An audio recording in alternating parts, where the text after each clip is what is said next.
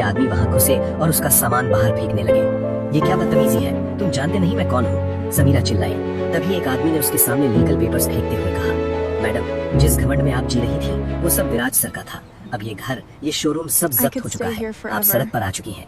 समीरा के पैरों तले जमीन खिसक गई। उसने उसी वक्त अपने साथी विक्रांत को फोन किया, लेकिन विक्रांत खुद एक बड़ी मुसीबत में फंस चुका था। उसकी नई कंस्ट्रक्शन साइट, जिसे उसने विराज को नीचा दिखाने के लिए शुरू की थी, रहस्यमयी आग की लपटों में घिरकर खाक हो चुकी थी।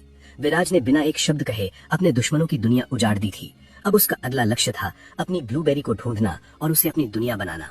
सड़कों पर भटकती हुई अनाया की आंखों में आंसू सूख चुके थे, लेकिन दिल का दर्द अभी भी ताजा था। उसके पास न रहने को छत थी, न जेब में पैसे। उसे याद आया कि उस काली रात होटल के कमरे से भागते वक्त अनजाने में एक भारी सोने की चेन उसके हाथ लग गई थी। ये चेन शायद उस शख्स की थी जिसने उसकी इज्जत और खुशियां छीन ली थी। भूख और लाचारी ने उसे अपने उसूलों से समझौता करने पर मजबूर कर दिया। वो एक ज्वेलरी शॉप पर गई। दुकानदार ने चेन को परखा और अनाया की हालत देखकर समझ गया कि वो मजबूर है। मैडम ये चेन विदेशी है, 24 कैरेट गोल्ड। इसके लाखों मिल सकते हैं, लेकिन बिना बिल के मैं आपको सिर्फ 50,000 दे सकता हूँ, दुकानदार ने धूर्तता से कहा। अनाया के पास बहस करने की ताकत नहीं थी। उसने पैसे लिए और वहां से निकल ली। उसने एक सस्ते से होटल में कमरा लिया, ये सोचकर कि कुछ दिन यहाँ रहकर नौकरी ढूंढ लेगी और फिर जिंदगी पटरी पर आ जाएगी। लेकिन किस्मत को शायद कुछ और ही मंजूर था। जब वो फ्रेश होकर वापस कमरे में आई तो देखा कि उसका बैग खुला पड़ा था और सारे पैसे गायब थे। होटल के किसी स्टाफ ने उसकी मजबूरी का फायदा उठाया था। अनाया वहीं जमीन पर बैठकर फूट फूट कर रोने लगी। अब उसके पास सचमुच कुछ नहीं बचा था, न पैसा, न परिवार, न उम्मीद। दूसरी तरफ सिंघानिया कॉरपोरेशन के आलीशान कैबिन में विराज सिंघानिया एक स्क्रीन पर नजरें गड़ाए बैठा था। उसके वफादार मैनेजर कबीर ने उसे खबर दी, सर अनाया मैम के पैसे चोरी हो गए हैं, अब वो सड़कों पर नौकरी ढूंढ रही हैं। ये सुनते ही विराज की मुट्ठियां भिज गईं। उसकी आंखों में एक अजीब सी दीवानगी थी। उसने कबीर को आदेश दिया, कबीर शहर की हर छोटी बड़ी कंपनी को खबर कर दो, अनाया को कहीं भी नौकरी नहीं मिलनी चाहिए, उसे हर जगह से रिजेक्शन मिलना चाहिए, ताकि उसके पास मेरे पास आने के अलावा कोई रास्ता न बचे। वो सिर्फ मेरी कंपनी में काम करेगी, मेरी नजरों के सामने। विराज का ये खेल क्रूर था, लेकिन उसके प्यार का तरीका यही था, साम दाम दंड भेद। अगले कुछ घंटों में अनाया जिस भी कंपनी में गई उसे धक्के मारकर निकाल दिया गया। उसकी डिग्री और काबिलियत के बावजूद हर दरवाजा उसके लिए बंद था। थक हार कर वो एक आखिरी ऑफिस में गई जहां मिस्टर शाह बैठे थे। मिस्टर शाह जो विराज के ही एक सहयोगी थे, उन्होंने अनाया की फाइल देखी और एक गहरी सांस ली। उन्हें विराज का सख्त आदेश था। उन्होंने अनाया को नौकरी देने से मना किया, लेकिन उसकी मासूमियत देखकर उनसे रहा नहीं गया। उन्होंने अपनी जेब से एक ब्लैक कार्ड निकाला जिस पर सुनहरे अक्षरों में लिखा था, सिंघानिया कॉरपोरेशन। मिस वर्मा, मैं आपको नौकरी नहीं दे सकता, लेकिन आप इस पते पर जाइए, वहां आपकी काबिलियत की कदर होगी, मिस्टर शाह ने कहा। अनाया ने कांपते हाथों से वो कार्ड लिया। उसे नहीं पता था कि ये कोई साधारण नौकरी का प्रस्ताव नहीं, बल्कि उस शेर की मांद का न्योता था जो कब से अपने शिकार का इंतजार कर रहा था। एपिसोड 5, शेर की मांद में। अगली सुबह अनाया सिंघानिया कॉरपोरेशन की गगनचुंबी इमारत के सामने खड़ी थी। कांच और स्टील से बनी ये बिल्डिंग किसी किले से कम नहीं लग रही थी। अनाया ने एक गहरी सांस ली, अपनी सलवार कमीज को ठीक किया और अंदर कदम रखा। रिसेप्शन एरिया में मॉडर्न कपड़ों में सजी लड़कियों की भीड़ थी। अनाया की सादगी को देखकर रिसेप्शनिस्ट ने उसे हिकारत भरी नजरों से देखा। तुम्हारे पास अपॉइंटमेंट है? अगर नहीं तो निकलो यहाँ से, ये कोई धर्मशाला नहीं है, रिसेप्शनिस्ट ने ताना मारा। अनाया ने हिम्मत जुटाकर वो ब्लैक कार्ड दिखाया। कार्ड देखते ही रिसेप्शनिस्ट के होश उड़ गए, लेकिन उसकी जलन कम नहीं हुई। उसने उसे रास्ता तो बताया, लेकिन जाते जाते एक भद्दा कमेंट करना नहीं भूली, पता नहीं कैसी कैसी लड़कियां मुंह उठाकर चली आती हैं। ऊपर अपने कैबिन में बैठा विराज सीसीटीवी फुटेज पर यह सब देख रहा था। अनाया के अपमान पर उसका खून खौल उठा। उसने तुरंत इंटरकॉम पर कबीर को आदेश दिया, उस रिसेप्शनिस्ट को अभी मेरे कैबिन में भेजो, अभी इसी वक्त। जब वो लड़की विराज के कैबिन में पहुंची तो उसे लगा कि शायद बॉस उस पर मेहरबान है। उसने अपनी शर्ट का एक बटन खोलकर अपनी अदाएं दिखाने की कोशिश की, लेकिन विराज ने उसे अपनी उस खौफनाक नजर से देखा कि उसकी रूह कांप गई। विराज अपनी कुर्सी पर किसी बादशाह की तरह बैठा था। उसने ठंडी और सख्त आवाज में कहा, तुम्हारी हिम्मत कैसे हुई मेरे गेस्ट से बदतमीजी करने की? अपनी औकात में रहो, आज के बाद तुम इस शहर की किसी भी कंपनी में नौकरी नहीं कर पाओगी, गेट आउट। विराज ने न सिर्फ नौकरी से निकाला बल्कि उसका करियर भी खत्म कर दिया। ये अनाया के सम्मान के लिए उसकी पहली जंग थी। उधर अनाया कॉन्फ्रेंस रूम में इंतजार कर रही थी। तभी वहां कबीर आया। कबीर ने अनाया की फाइल देखी और बिना किसी इंटरव्यू के कहा, मिस अनाया, आपका रिज्यूमे बेहतरीन है, आपको विराज सर की पर्सनल असिस्टेंट के रूप में चुना गया है। अनाया को अपने कानों पर यकीन नहीं हुआ। बिना इंटरव्यू के और इतनी बड़ी पोस्ट? उसने हैरानी से पूछा। कबीर ने मुस्कुराते हुए उसके सामने कॉन्ट्रैक्ट रखा। ये कंपनी की पॉलिसी है, आपको हर महीने 2 लाख रुपए सैलरी और रहने के लिए एक लग्जरी फ्लैट मिलेगा। बस आपको ये कॉन्ट्रैक्ट साइन करना होगा। अनाया के पास न तो छत थी और न ही पैसे, इसलिए ये प्रस्ताव उसके लिए किसी चमत्कार से कम नहीं था। उसने बिना ज्यादा सोचे कांपते हाथों से उस कॉन्ट्रैक्ट पर साइन कर दिए। उसे अंदाजा भी नहीं था कि उसने नौकरी के लिए नहीं बल्कि अपनी आजादी गिरवी रखने के लिए साइन किए थे। अब वो आधिकारिक तौर पर विराज सिंघानिया की थी। एपिसोड 6, लिफ्ट में धड़कनों का शोर। ज्वाइनिंग लेटर लेने के लिए अनाया को 10वें फ्लोर पर जाना था। उसने देखा कि लिफ्ट बंद होने वाली है। वो भागी, लेकिन लिफ्ट छूट गई। तभी उसकी नजर पास वाली प्राइवेट लिफ्ट पर पड़ी जो खुली हुई थी। बिना ये जाने कि ये लिफ्ट सिर्फ कंपनी के मालिक के लिए है, अनाया उसमें घुस गई। जैसे ही लिफ्ट का दरवाजा बंद होने वाला था, एक लंबा साया अंदर दाखिल हुआ। अनाया ने पलटकर देखा और उसकी सांसें थम गई। उसके सामने वही शख्स खड़ा था जिसे उसने मैगजीन के कवर पेज पर देखा था, विराज सिंघानिया। वो साक्षात किसी ग्रीक गॉड की तरह लग रहा था, लेकिन उसकी आंखों में एक ऐसा तूफान था जो अनाया को डरा रहा था। विराज ने अनाया को देखा, उसकी नीली आंखों में झांका और मन ही मन मुस्कुराया। हेलो मिस्टर सिंघानिया, मैं आपकी नई पीए अनाया। अनाया ने बड़ी मुश्किल से अपनी घबराहट छुपाते हुए कहा। विराज ने उसे ऊपर से नीचे तक निहारा जैसे वो कोई बेशकीमती कलाकृति हो और अपनी गहरी आवाज में कहा, ये मेरी पर्सनल लिफ्ट है मिस वर्मा, लेकिन कोई बात नहीं, अब तुम मेरी पीए हो तो तुम्हें आदत डाल लेनी चाहिए। तभी लिफ्ट को एक झटका लगा और वो 2 फ्लोर्स के बीच रुक गई। बत्तियां गुल हो गई और घुप अंधेरा छा गया। अनाल को अंधेरे और बंद जगहों से फोबिया था। उसका दम घुटने लगा। लिफ्ट लिफ्ट क्यों रुक गई? मुझे बाहर जाना है। वो पैनिक करने लगी। उसका शरीर कांपने लगा और सांसें उखड़ने लगी। विराज ने तुरंत अपने फोन की फ्लैशलाइट जलाई। उसने देखा कि अनाया जमीन पर बैठकर बुरी तरह हाँप रही है। वो तुरंत उसके पास घुटनों के बल बैठ गया। रिलैक्स अनाया, मैं हूं यहाँ, कुछ नहीं होगा। विराज ने उसे शांत करने की कोशिश की, लेकिन अनाया पर दहशत हावी हो गई थी। वो बेहोश होकर गिरने ही वाली थी कि विराज ने उसे अपनी मजबूत बाहों में थाम लिया। अनाया का सिर विराज के सीने पर था। उसे सांस लेने में तकलीफ हो रही थी। विराज को समझ नहीं आ रहा था कि वो क्या करे। एक अजीब सी तड़प और अधिकार के साथ उसने अनाया के चेहरे को अपने हाथों में भरा। सांस लो ब्लूबेरी, उसने फुसफुसाया, और अगले ही पल उसने अनाया की सांसों को अपनी सांसों से जोड़ दिया। ये सीपीआर देने की कोशिश थी या कुछ और, ये तय करना मुश्किल था, लेकिन उस अंधेरे में विराज के होंठ अनाया के होठों पर थे। वो स्पर्श बिजली के करंट जैसा था। अनाया की बंद आंखों से एक आंसू गिरा। जैसे ही अनाया को थोड़ा होश आया, उसने खुद को विराज के बेहद करीब पाया। लिफ्ट की लाइट वापस आ गई और दरवाजा खुला। सामने खड़े स्टाफ ने जब अपने बॉस को एक लड़की के साथ इस हाल में देखा तो सबके होश उड़ गए। विराज ने सबको अपनी खूंखार नजरों से देखा और दहाड़ा, दफा हो जाओ यहाँ से। उसने अनाया को गोद में उठाया जो अब भी सदमे में थी और सीधे अपने कैबिन के अंदर बने एक सीक्रेट रूम की तरफ बढ़ गया। ये अनाया की इस शेर की दुनिया में पहली एंट्री थी। एपिसोड 7, दबी हुई धड़कनें। विराज सिंघानिया अपने केबिन के अंदर बने उस खुफ्त और आलीशान कमरे में अनाया को अपनी बाहों में लिए दाखिल हुआ। अनाया अभी भी सदमे की स्थिति में थी। उसका शरीर कांप रहा था और चेहरे का रंग उतरा हुआ था। विराज ने उसे बेहद सावधानी से मखमली बिस्तर पर लेटाया, जैसे वो कोई कांच की गुड़िया हो जिसे जरा सी ठेस लगने पर टूटने का डर हो। अनाया ने घबराहट में अपनी आंखें बंद कर रखी थीं, लेकिन उसकी तेज चलती हुई सांसें उसकी बेचैनी को बयां कर रही थीं। विराज ने बेड साइड टेबल से पानी का गिलास उठाया और अनाया की ओर बढ़ाया। पी लो, तुम्हें इसकी जरूरत है। उसकी आवाज में एक अजीब सी नरमी थी जो उसके सख्त व्यक्तित्व से बिल्कुल नहीं मेल खाती थी।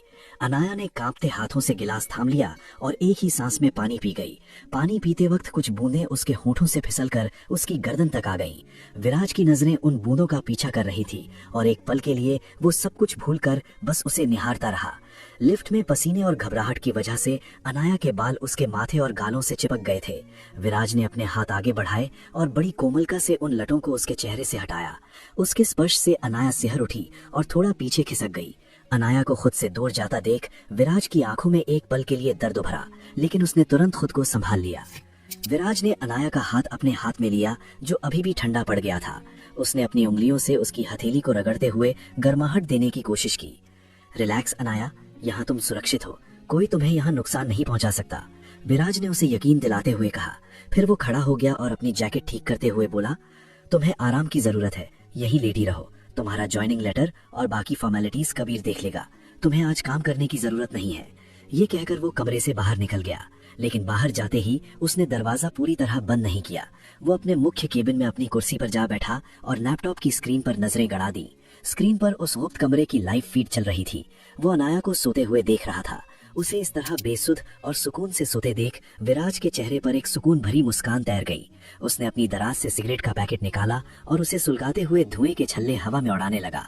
उसका दिल और दिमाग सिर्फ एक ही बात दोहरा रहा था, तुम मेरी हो, सिर्फ मेरी। अब मैं तुम्हें अपनी नजरों से ओझल नहीं होने दूंगा। तभी उसका फोन बजा। स्क्रीन पर कबीर का नाम था। विराज ने फोन उठाया और उसकी आवाज फिर से सख्त और आदेशात्मक हो गई। हाँ कबीर, बोलो, क्या ऑफिस में सब ठीक है? कबीर ने जवाब दिया, जी सर, मैंने सब चेक कर लिया है। किसी को कानो कान खबर नहीं है कि लिफ्ट में क्या हुआ था। सब अपने काम पर लग गए हैं। विराज ने एक गहरी सांस ली और कहा, गुड। और सुनो कबीर, वो काम हो गया जिसके लिए मैंने कहा था। कबीर की आवाज में थोड़ी हिचकिचाहट थी, लेकिन उसने जवाब दिया, जी सर, तैयारी पूरी है। आपका इशारा मिलते ही धमाका हो जाएगा। विराज के चेहरे पर एक शैतानी मुस्कान आ गई। तो फिर देर किस बात की, शुरू करो। जिन्होंने मेरे नशे का फायदा उठाया और मेरी ब्लूबेरी को तकलीफ दी, आज उनकी दुनिया उजड़ने का वक्त आ गया है। उसने फोन काट दिया और एक बार फिर स्क्रीन पर सो रही अनाया को देखा, जैसे उससे वादा कर रहा हो कि उसका बदला पूरा होने वाला है। एपिसोड 8, बादशाह का प्रतिशोध। शहर के एक पॉश इलाके में स्थित एक आलीशान अपार्टमेंट में समीरा श्रॉफ अपनी जीत के नशे में चूर थी।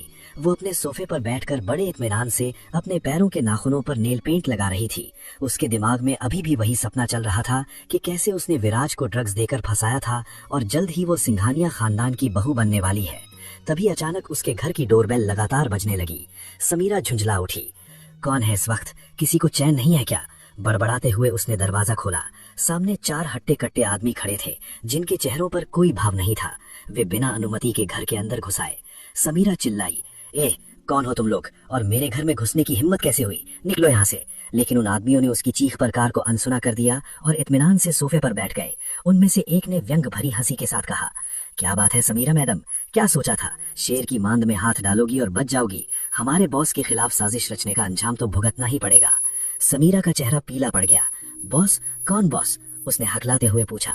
तभी दूसरे आदमी ने उसके सामने कुछ कानूनी दस्तावेज फेंक दिए। पढ़ लो इन्हें, उसने रूखेपन से कहा। समीरा ने कांपते हाथों से कागज उठाए। जैसे जैसे वो पढ़ती गई, उसकी आंखों के सामने अंधेरा छाने लगा। वे बेदखली के नोटिस थे। उसका आलीशान शोरूम, उसका ब्रांड, यहाँ तक कि जिस घर में वो खड़ी थी, सब कुछ सिंघानिया ग्रुप ऑफ इंडस्ट्रीज के नाम था। विराज ने ये सब उसे दिया था और अब एक ही झटके में सब वापस ले लिया था। ये झूठ है, मैं इस पर साइन नहीं करूंगी, समीरा चीखी। वो आदमी खड़ा हुआ और डराने वाले अंदाज में उसके करीब आया। साइन तो तुम कर चुकी हो जब तुमने विराज के ड्रिंक में नशा मिलाया था। अब ये घर, ये शोरूम सब जब्त है। तुम्हारे पास 1 मिनट है, जो उठा सकती हो उठा लो और निकल जाओ यहाँ से। इससे पहले कि समीरा कुछ कर पाती, उन आदमियों ने उसका सामान बाहर फेंकना शुरू कर दिया। उसे धक्के मारकर घर से बाहर सड़क पर गिरा दिया गया। अब जाओ अपने गाँव और वहीं रहो, यहाँ दोबारा नजर आई तो अंजाम बुरा होगा, कहकर उन्होंने दरवाजा बंद कर लिया। समीरा सड़क पर पड़ी रोती रही। उसका सारा घमंड धूल में मिल चुका था। उसी वक्त सिंघानिया मैंशन में विक्रांत सिंघानिया अपने कमरे में रिलैक्स कर रहा था, ये सोचकर कि विराज की बदनामी की खबर जल्द ही आएगी। तभी उसका फोन बजा। कॉल उसकी नई कंस्ट्रक्शन साइट के मैनेजर का था। सर बहुत बुरा हुआ, साइट पर आग लग गई है, सब कुछ जलकर खाक हो गया सर। फायर ब्रिगेड आई है लेकिन आग बुझने का नाम नहीं ले रही। विक्रांत के हाथ से फोन छूटकर गिर पड़ा। ये प्रोजेक्ट उसका सपना था, जिसके जरिए वो विराज को पछाड़ना चाहता था। वो बदहवास होकर साइट की तरफ भागा। वहां पहुंचकर उसने देखा कि करोड़ों का प्रोजेक्ट धू धू कर जल रहा था। वो घुटनों के बल बैठ गया। उसका सब कुछ खत्म हो चुका था। तभी उसका फोन फिर बजा। स्क्रीन पर नाम था विराज। कांपते हाथों से उसने फोन उठाया। दूसरी तरफ से विराज की ठंडी और क्रूर हंसी सुनाई दी।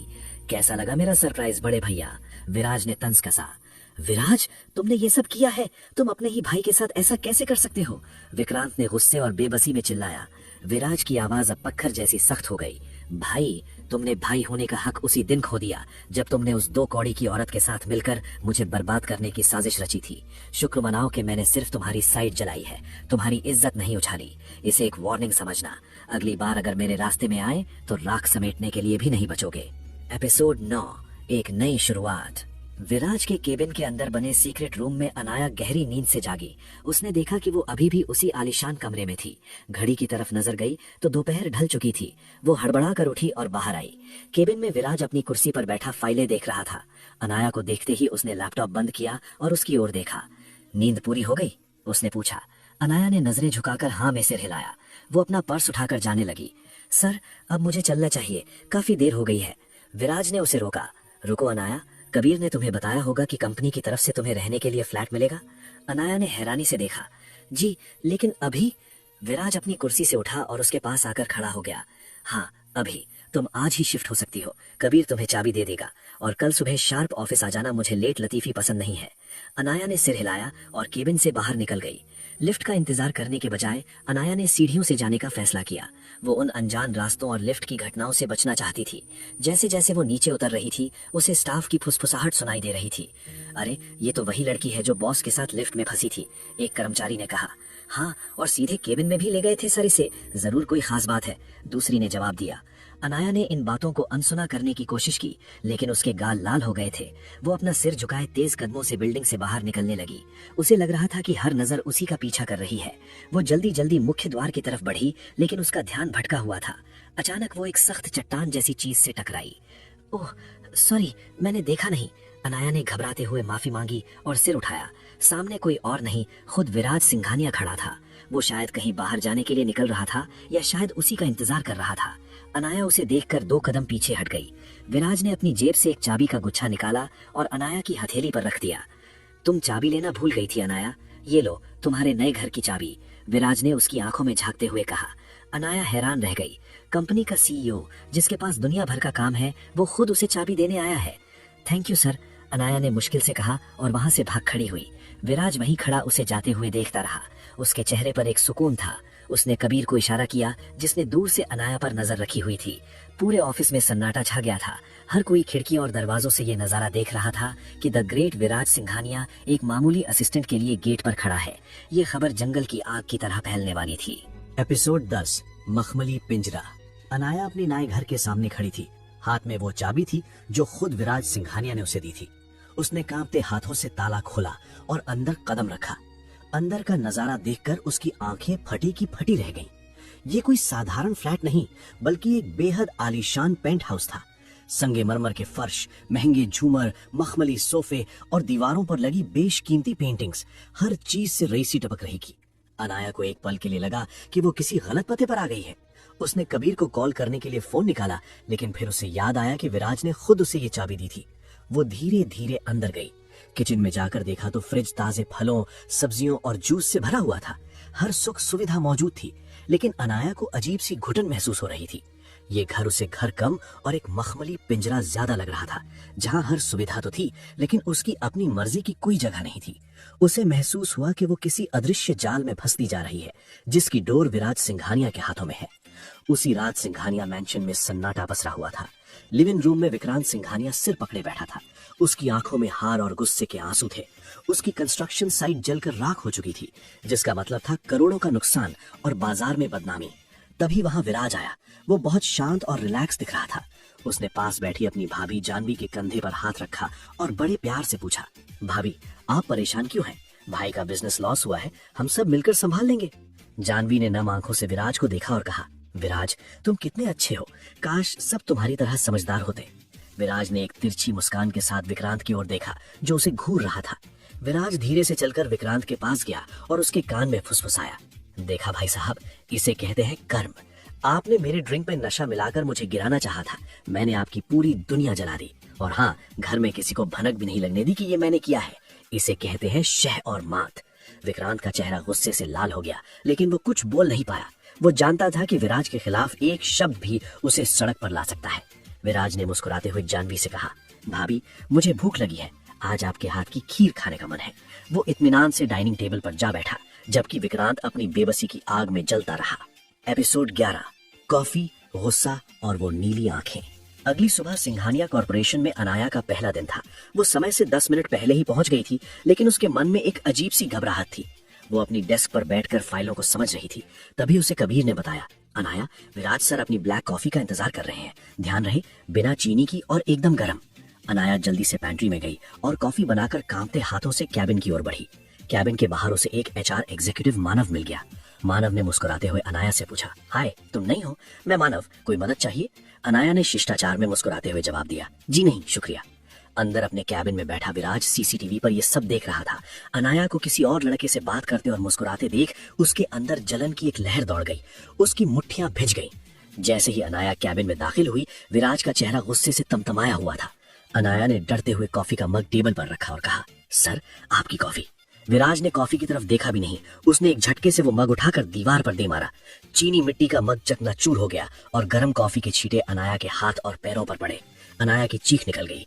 तुम्हें यहाँ काम करने के लिए रखा गया है, लड़कों के साथ गप्पे लड़ाने के लिए नहीं, विराज ने दहाड़ा। अनाया दर्द और डर के मारे रोने लगी। उसकी आंखों से आंसू बहने लगे। जैसे ही विराज ने उसकी आंखों में आंसू देखे, उसका गुस्सा पल भर में काफूर हो गया। उसे अपनी गलती का एहसास हुआ। वो अपनी कुर्सी से उछला और तेजी से अनाया के पास पहुंचा। वो घुटनों के बल बैठ गया और उसने अनाया के जलते हाथ को अपने हाथों में ले लिया। उसकी आवाज अब नर्म और फिक्रमंद थी। दिखाओ मुझे, ज्यादा जल गया क्या?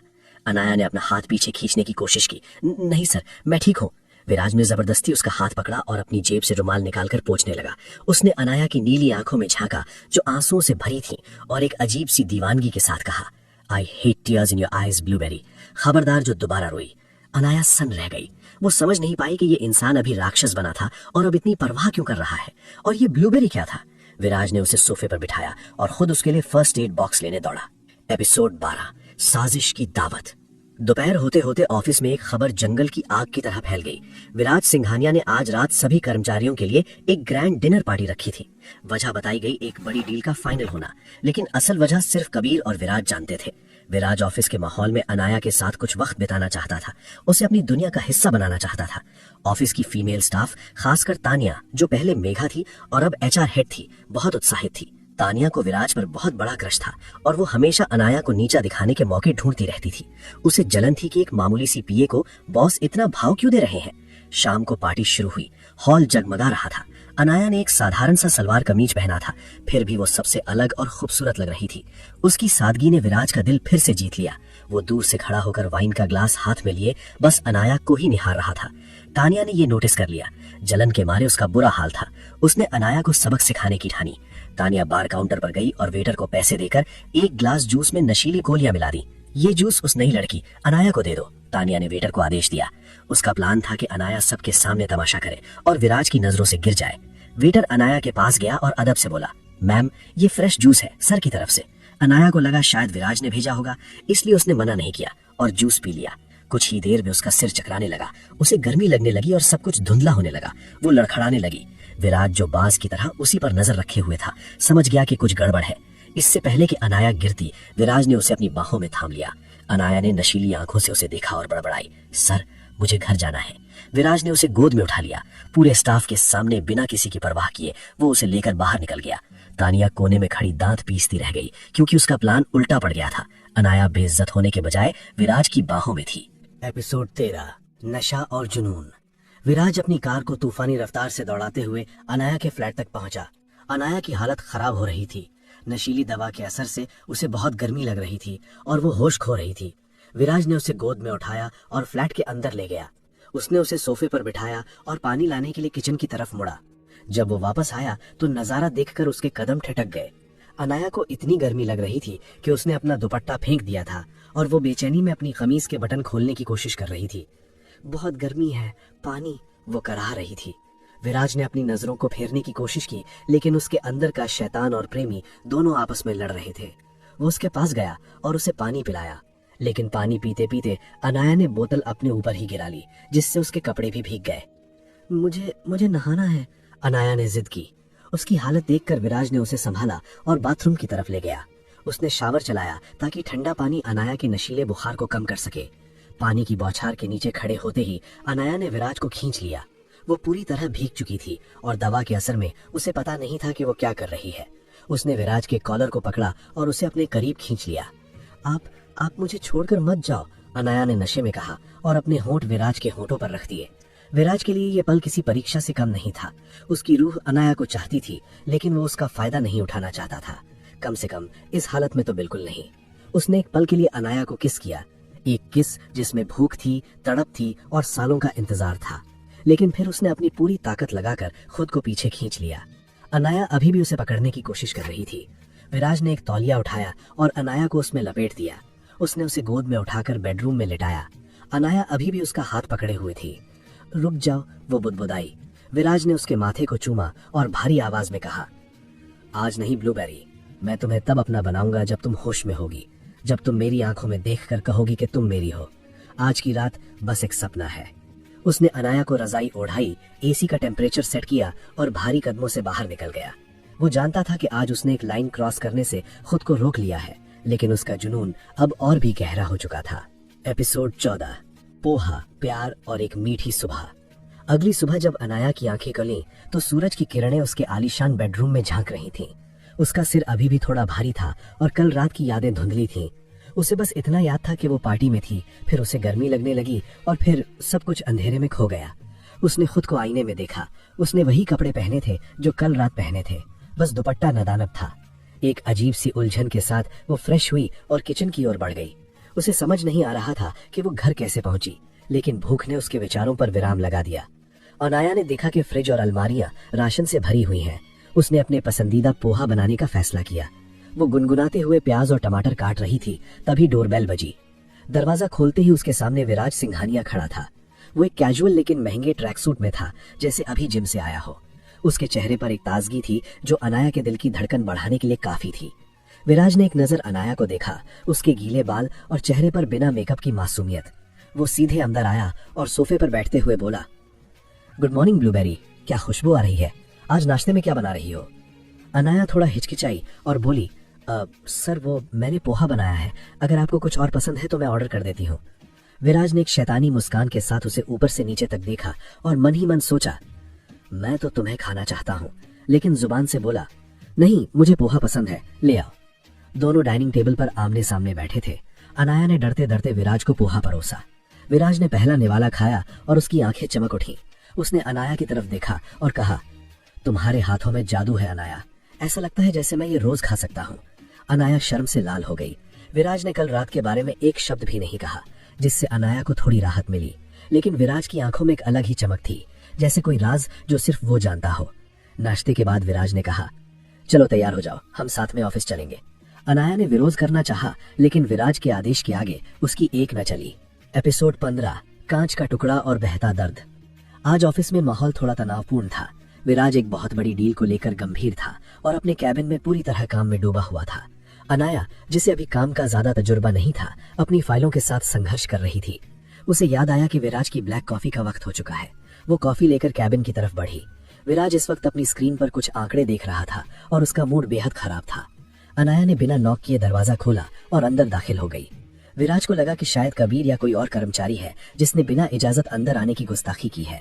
उसका गुस्सा 7वें आसमान पर पहुंच गया। बिना देखे ही उसने अपने मेज पर रखा भारी क्रिस्टल पेपर वेट उठाया और दरवाजे की तरफ पूरी ताकत से दे मारा। हाउ डेयर यू, वो दहाड़ा, लेकिन अगले ही पल एक दर्दनाक चीख ने उसे सन्न कर दिया। पेपर वेट सीधे अनाया के पैर पर जाकर लगा। चोट इतनी तेज थी कि अनाया का संतुलन बिगड़ गया और हाथ में थमा गर्म कॉफी का मग उसके उसी पैर पर गिर पड़ा। आह! अनाया जमीन पर गिर पड़ी। दर्द से कराहते हुए उसने अपना पैर पकड़ लिया। पूरा कैबिन उसकी सिसकियों से गूंज उठा। विराज ने जैसे ही सामने देखा, उसका दिल एक पल के लिए धड़कना भूल गया। उसने अपनी अनाया को जमीन पर दर्द से तड़पते हुए देखा। विराज अपनी कुर्सी से कूदकर अनाया के पास पहुंचा। उसका गुस्सा पल भर में पछतावे और घबराहट में बदल गया। वो घुटनों के बल बैठ गया और अनाया के पैर को छूने की कोशिश करने लगा। अनाया, ओह गॉड, आई एम सॉरी, मुझे लगा कोई और है। विराज की आवाज कांप रही थी, लेकिन अनाया दर्द और डर की वजह से पीछे खिसक रही थी। दूर रहिए, प्लीज मत छुइए, बहुत दर्द हो रहा है, वो रोते हुए बोली। विराज ने उसकी नादानी पर ध्यान नहीं दिया। उसने अनाया को अपनी गोद में उठाया और सोफे पर लेटा दिया। उसने कबीर को चिल्लाकर बुलाया, कबीर, डॉक्टर को कॉल करो अभी।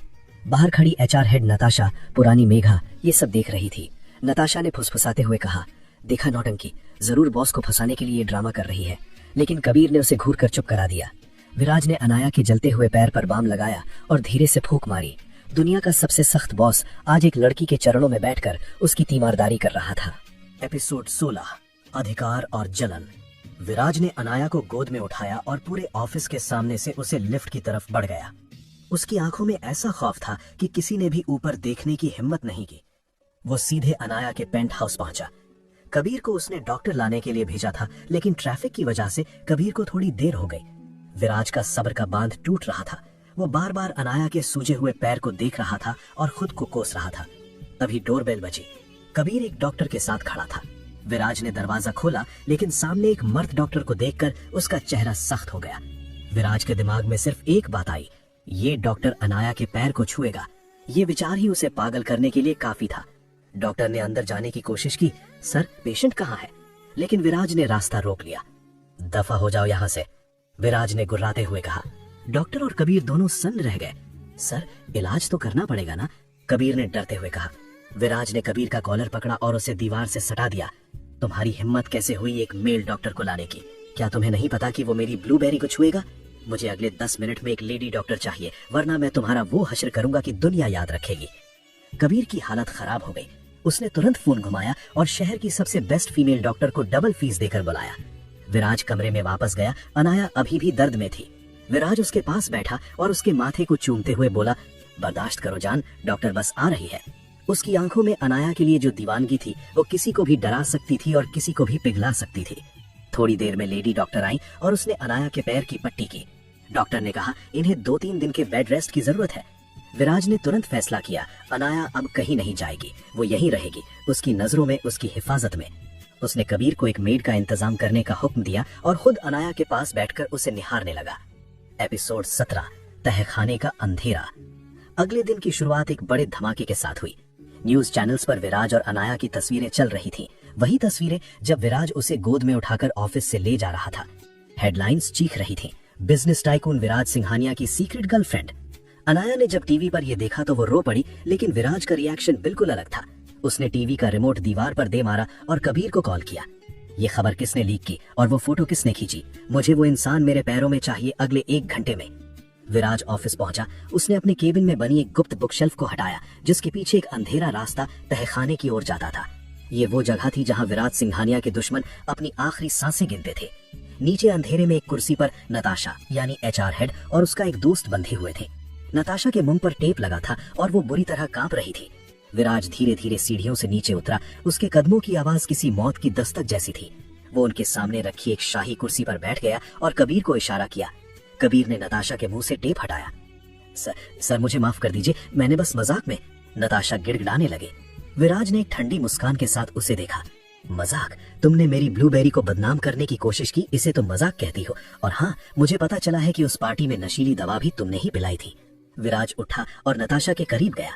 उसने अपने जूते की एड़ी से नताशा के उस पैर को कुचल दिया जिससे उसने अनाया के बारे में अपशब्द कहे थे। नताशा की चीखें तहखाने में गूंज उठी। मुझे वो लोग बिल्कुल पसंद नहीं जो मेरी चीजों को हाथ लगाते हैं। विराज ने एक बटन दबाया और दीवार का एक हिस्सा खुल गया। वहां से 2 खूंखार कुत्ते मैक्स और रॉक्सी गुर्राते हुए बाहर निकले। वो भूखे थे और विराज के इशारे का इंतजार कर रहे थे। विराज ने नताशा की ओर इशारा किया और पीछे मुड़ गया। तहखाने का दरवाजा बंद होते ही नताशा की चीखें हमेशा के लिए खामोश हो गई। विराज ने साबित कर दिया था कि अनाया उसकी है और जो उसकी तरफ बुरी नजर डालेगा उसका अंजाम सिर्फ मौत होगा। एपिसोड 18, तमाशा और एक गूंजता थप्पड़। अगले दिन सिंघानिया कॉर्पोरेशन में काम अपनी रफ्तार पर था, लेकिन अनाया का दिल जोरों से धड़क रहा था। न्यूज चैनल्स पर विराज और उसकी तस्वीरें वायरल हो चुकी थीं। हालांकि विराज ने अपनी पावर का इस्तेमाल करके आधे घंटे के अंदर ही वो न्यूज हटवा दी थी, लेकिन नुकसान हो चुका था। अनाया अपनी डेस्क पर सिर झुकाए बैठी थी, तभी रिसेप्शन से एक गार्ड दौड़ता हुआ आया। मिस अनाया, बाहर कुछ लोग आए हैं और आपसे मिलना चाहते हैं, वे काफी गुस्से में लग रहे हैं, गार्ड ने घबराते हुए कहा। अनाया का दिल बैठ गया। उसे अंदाजा हो गया था कि ये कौन लोग हो सकते हैं। वो कांपते कदमों से ऑफिस के बाहर आई। सामने का नजारा देखकर उसके पैरों तले जमीन खिसक गई। वहां उसके पिता आलोक वर्मा, सौतेली माँ कामिनी और सौतेली बहन तान्या खड़ी थी। अनाया ने कभी नहीं सोचा था कि वो लोग उसके ऑफिस तक पहुंच जाएंगे।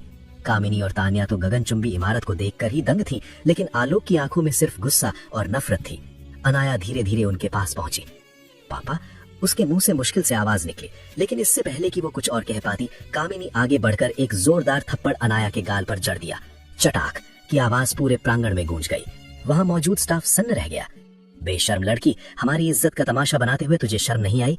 कामिनी चिल्लाई। न्यूज पर अपनी तस्वीरें छपवा रही है तू? पहले घर से भागकर मुंह काला करवाया और अब यहाँ अपने अमीर बॉस के साथ रंगरेलियां बना रही है। तूने हमारे खानदान की नाक कटवा दी। अनाया गाल पर हाथ रखे आंसुओं से भरी आंखों से अपने पिता की ओर देख रही थी, लेकिन आलोक ने मुंह फेर लिया। तान्या पीछे खड़ी मुस्कुरा रही थी। उसे अनाया की बेइज्जती देखकर सुकून मिल रहा था। कामिनी ने दोबारा हाथ उठाया। आज तो मैं तुझे, लेकिन इस बार उसका हाथ हवा में ही थम गया। किसी ने उसका हाथ इतनी जोर से पकड़ा था कि उसकी कलाई की हड्डियां चटकने लगी। कामिनी ने दर्द से करहाते हुए देखा। सामने विराज सिंघानिया खड़ा था, जिसकी आंखों में साक्षात मौत तांडव कर रही थी। विराज ने एक झटके से कामिनी का हाथ दूर धकेला।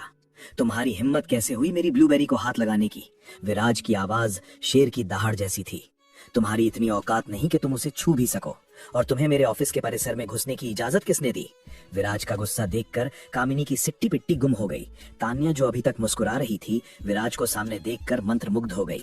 उसने आज तक सिर्फ मैगजीन में विराज को देखा था, लेकिन हकीकत में उसका रुतबा और पर्सनैलिटी देख वो उस पर फिदा हो गई। उसने मन ही मन सोचा, ये राजकुमार के साथ ये अनाया कैसे हो सकती है? आलोक जो अब तक चुप थे, गुस्से में आगे आए। ये हमारी बेटी है मिस्टर सिंघानिया, हम इसके साथ जो चाहे करें, तुम्हें बीच में बोलने का कोई हक नहीं। और न्यूज में जो हमने देखा उसके बाद तो, विराज ने आलोक की आंखों में आंखें डालकर कहा, वो न्यूज झूठी थी। उस वक्त अनाया के पैर में चोट लगी थी और मैं सिर्फ उसकी मदद कर रहा था। विराज ने कबीर को इशारा किया, जिसने तुरंत एक टैबलेट पर सीसीटीवी फुटेज चलाकर आलोक को दिखा दी।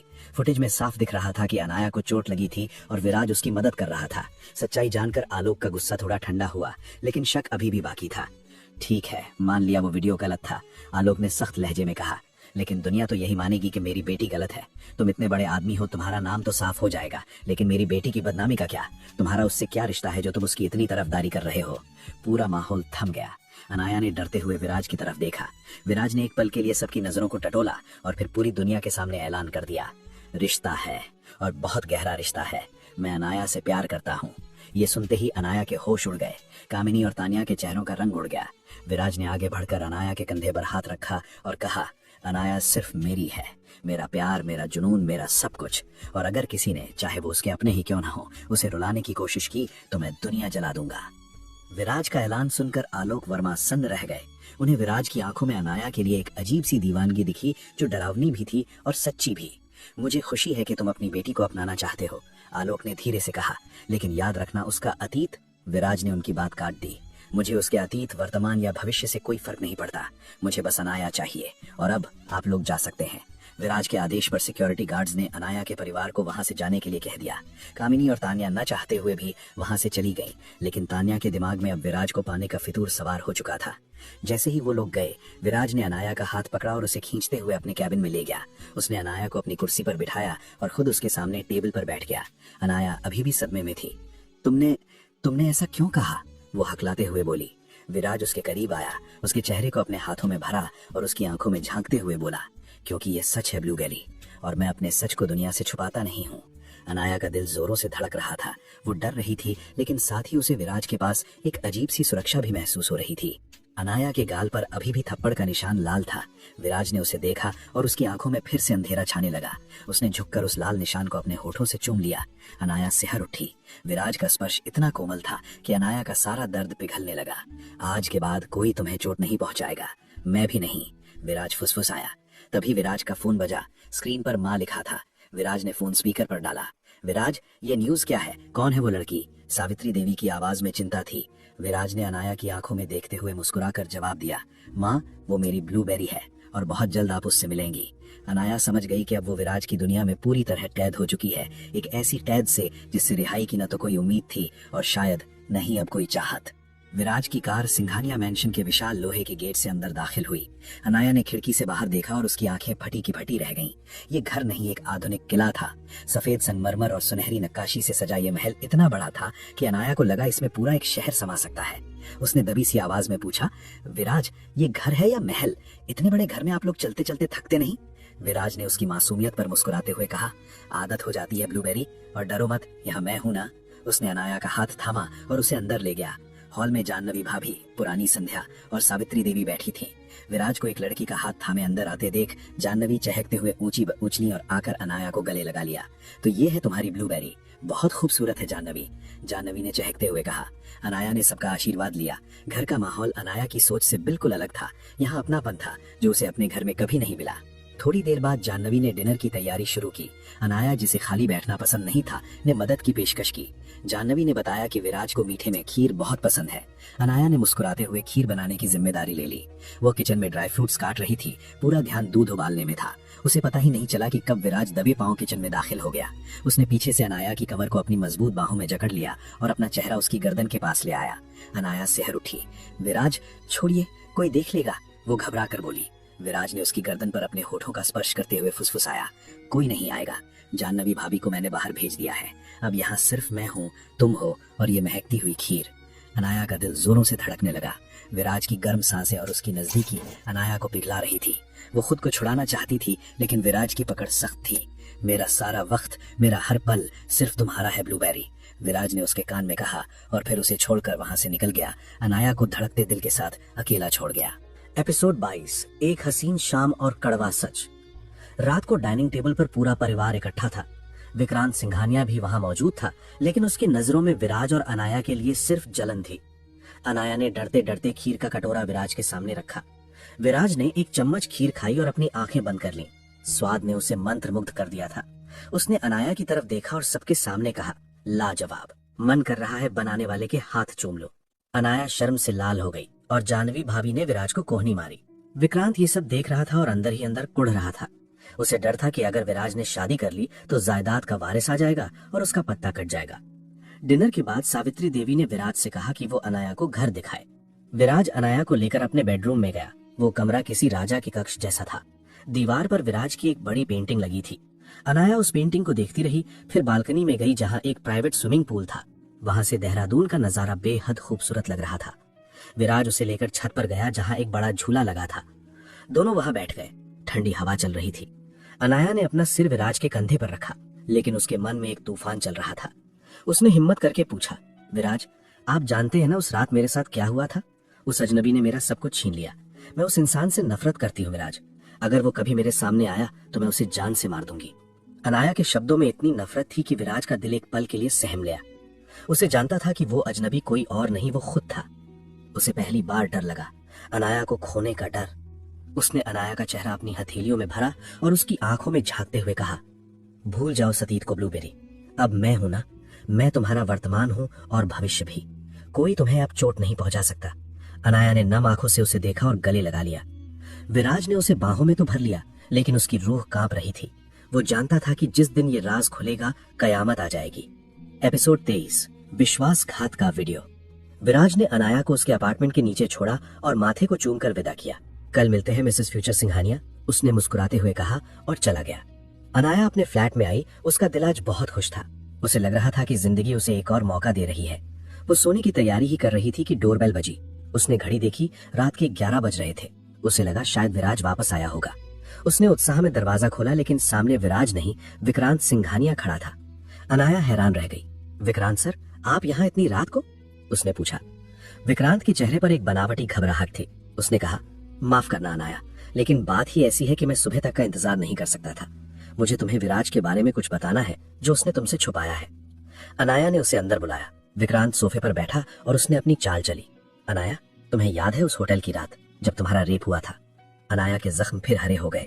हाँ, वो सिसकी। विक्रांत ने अपनी आवाज को गंभीर बनाते हुए कहा, विराज जानता है कि वो गुनहगार कौन था। दरअसल वो कोई और नहीं, खुद विराज ही था। अनाया को लगा जैसे किसी ने उसे थप्पड़ मारा हो। नहीं, ये झूठ है, विराज ऐसा नहीं कर सकते, वो चिल्लाई। विक्रांत ने एक ठंडी मुस्कान के साथ अपनी जेब से फोन निकाला। मैं जानता था तुम यकीन नहीं करोगी, ये देखो सबूत। उसने एक वीडियो प्ले किया। यह उस होटल की सीसीटीवी फुटेज थी जिसमें विराज सुबह सुबह अनाया के कमरे यानी नंबर 206 से बाहर निकल रहा था, नशे में धुत और अस्त व्यस्त।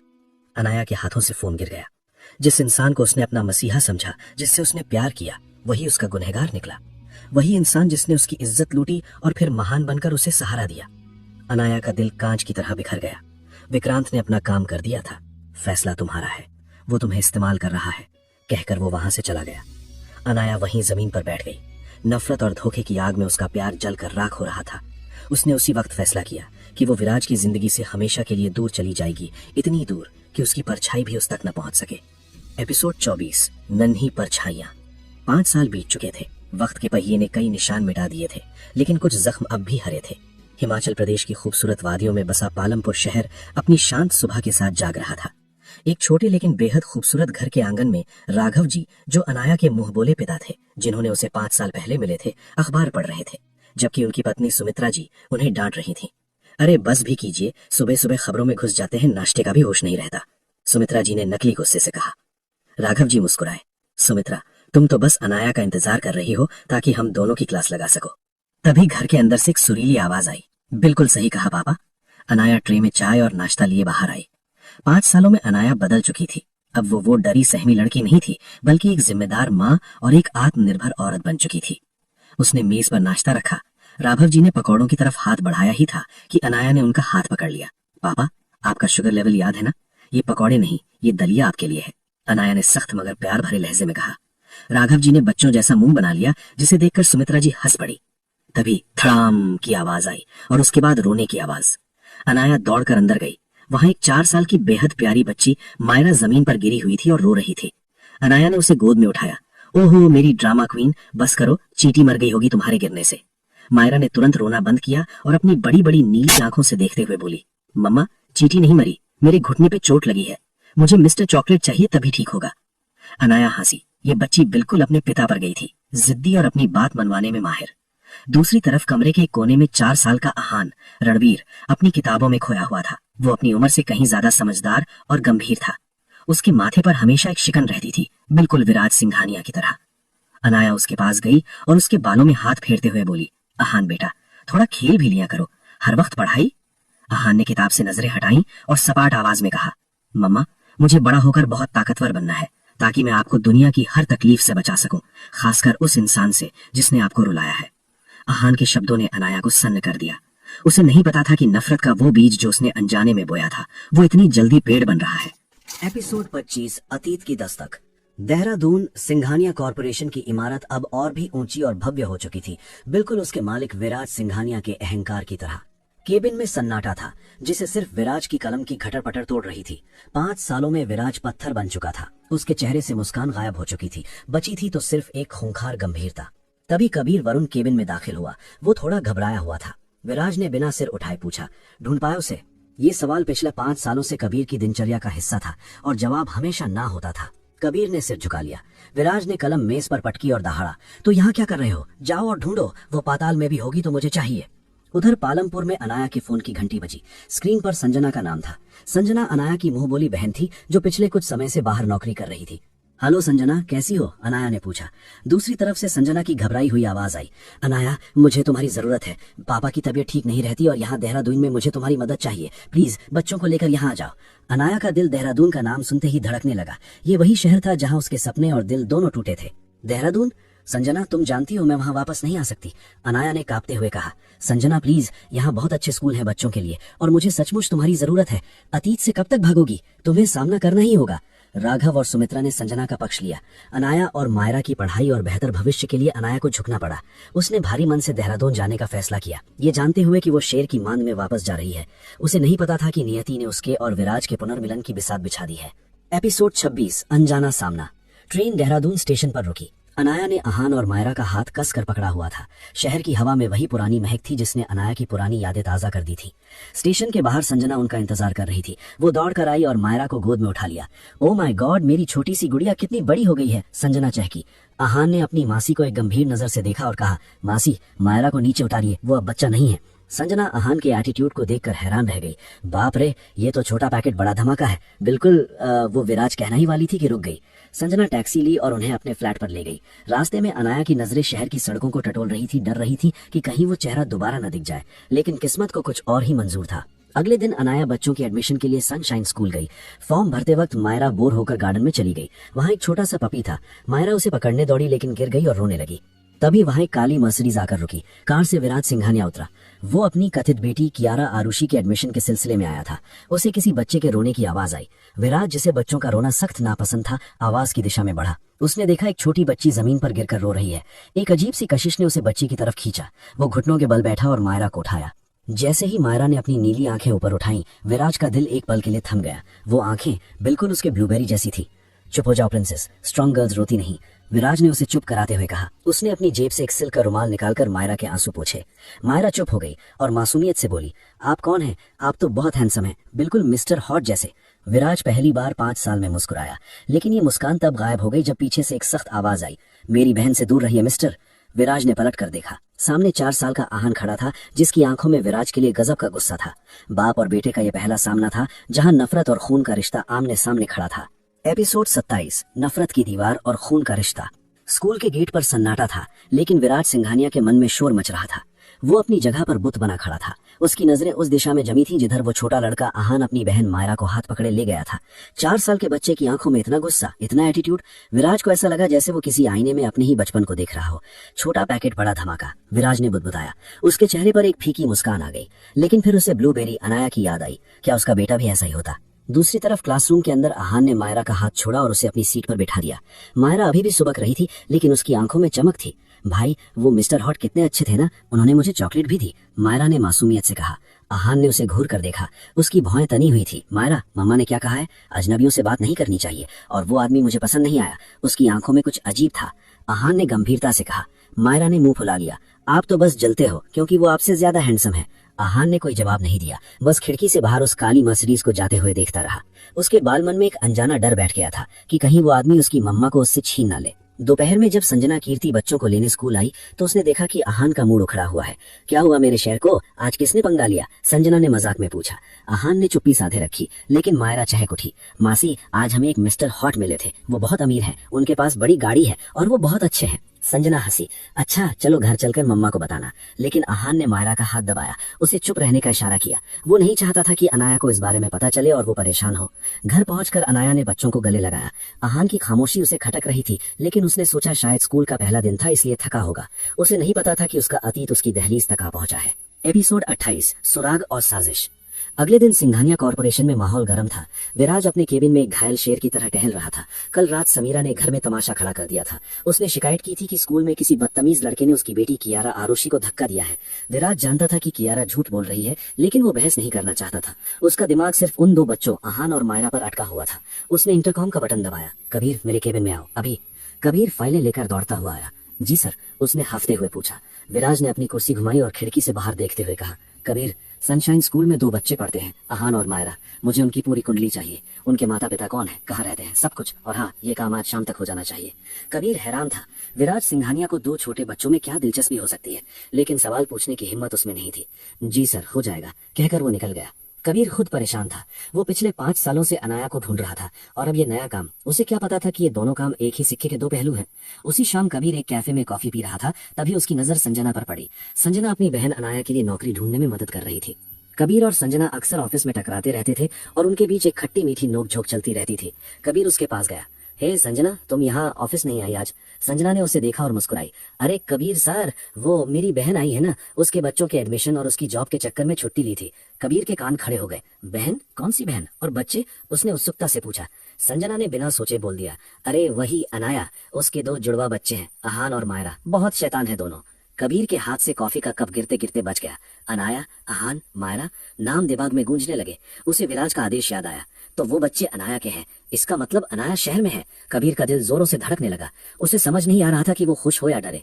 अगर विराज को पता चला कि अनाया इतने पास थी और कबीर को खबर नहीं थी तो कयामत आ जाएगी। उसने तुरंत विराज को मैसेज किया। सर, मुझे एक लीड मिली है, शाम को मिलता हूँ। एपिसोड 29, 5 साल बाद रूबरू। विराज सिंघानिया अपनी मंगेतर समीरा रूपाली के साथ जबरदस्ती एक मीटिंग के लिए जा रहा था। सावित्री देवी नंदिनी जी ने जिद की थी कि शादी की तैयारियों के लिए वे खुद वेडिंग प्लानर से मिले। विराज का मूड बेहद खराब था। वो इस शादी के खिलाफ था, लेकिन कियारा की खातिर और माँ के दबाव में उसने हाँ कर दी थी। गाड़ी ध्रुव वेडिंग प्लानर्स के ऑफिस के बाहर रुकी। ये शहर की सबसे बड़ी वेडिंग प्लानिंग कंपनी थी, जिसके मालिक ध्रुव यानी अंकित थे। विराज ने काला चश्मा लगाया और गाड़ी से उतरा। उसकी पर्सनैलिटी ऐसी थी कि पूरा ऑफिस उसे देखने के लिए थम गया। अंदर कॉन्फ्रेंस रूम में अनाया अपनी टीम के साथ बैठी थी।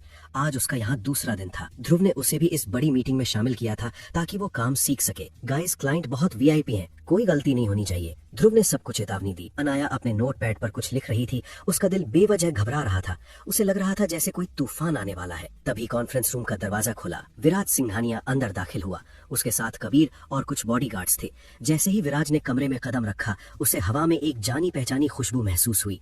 वही वनीला और मोगरे की खुशबू जो 5 साल पहले उसकी रूह में बस गई थी। विराज ठिठक गया। उसने गहरा सांस लिया और अपनी आंखें बंद कर लीं। ब्लूबेरी उसके होठों से निकला। कबीर ने उसे हैरान होकर देखा। विराज ने अपनी आंखें खोली और कमरे में चारों ओर नजर दौड़ाई। वहां लगभग 10 लोग थे, लेकिन विराज की नजरें एक कोने में बैठी उस लड़की पर जाकर टिक गईं जिसने सफेद सूट पहना हुआ था और जिसका सिर झुका हुआ था। अनाया को महसूस हुआ कि किसी की नजरें उसे जला रही हैं। उसने धीरे से सिर उठाया और सामने देखा। उसकी सांसें गले में अटक गईं। सामने विराज सिंघानिया खड़ा था, वही शख्स जिससे वो नफरत करती थी, वही शख्स जो उसके बच्चों का पिता था और वही शख्स जिससे वो पिछले 5 सालों से भाग रही थी। वक्त जैसे वहीं थम गया। विराज की आंखों में एक अजीब सी चमक आ गई, जैसे किसी प्यासे को समंदर मिल गया हो। वो धीरे धीरे एक शिकारी की तरह अनाया की तरफ बढ़ा।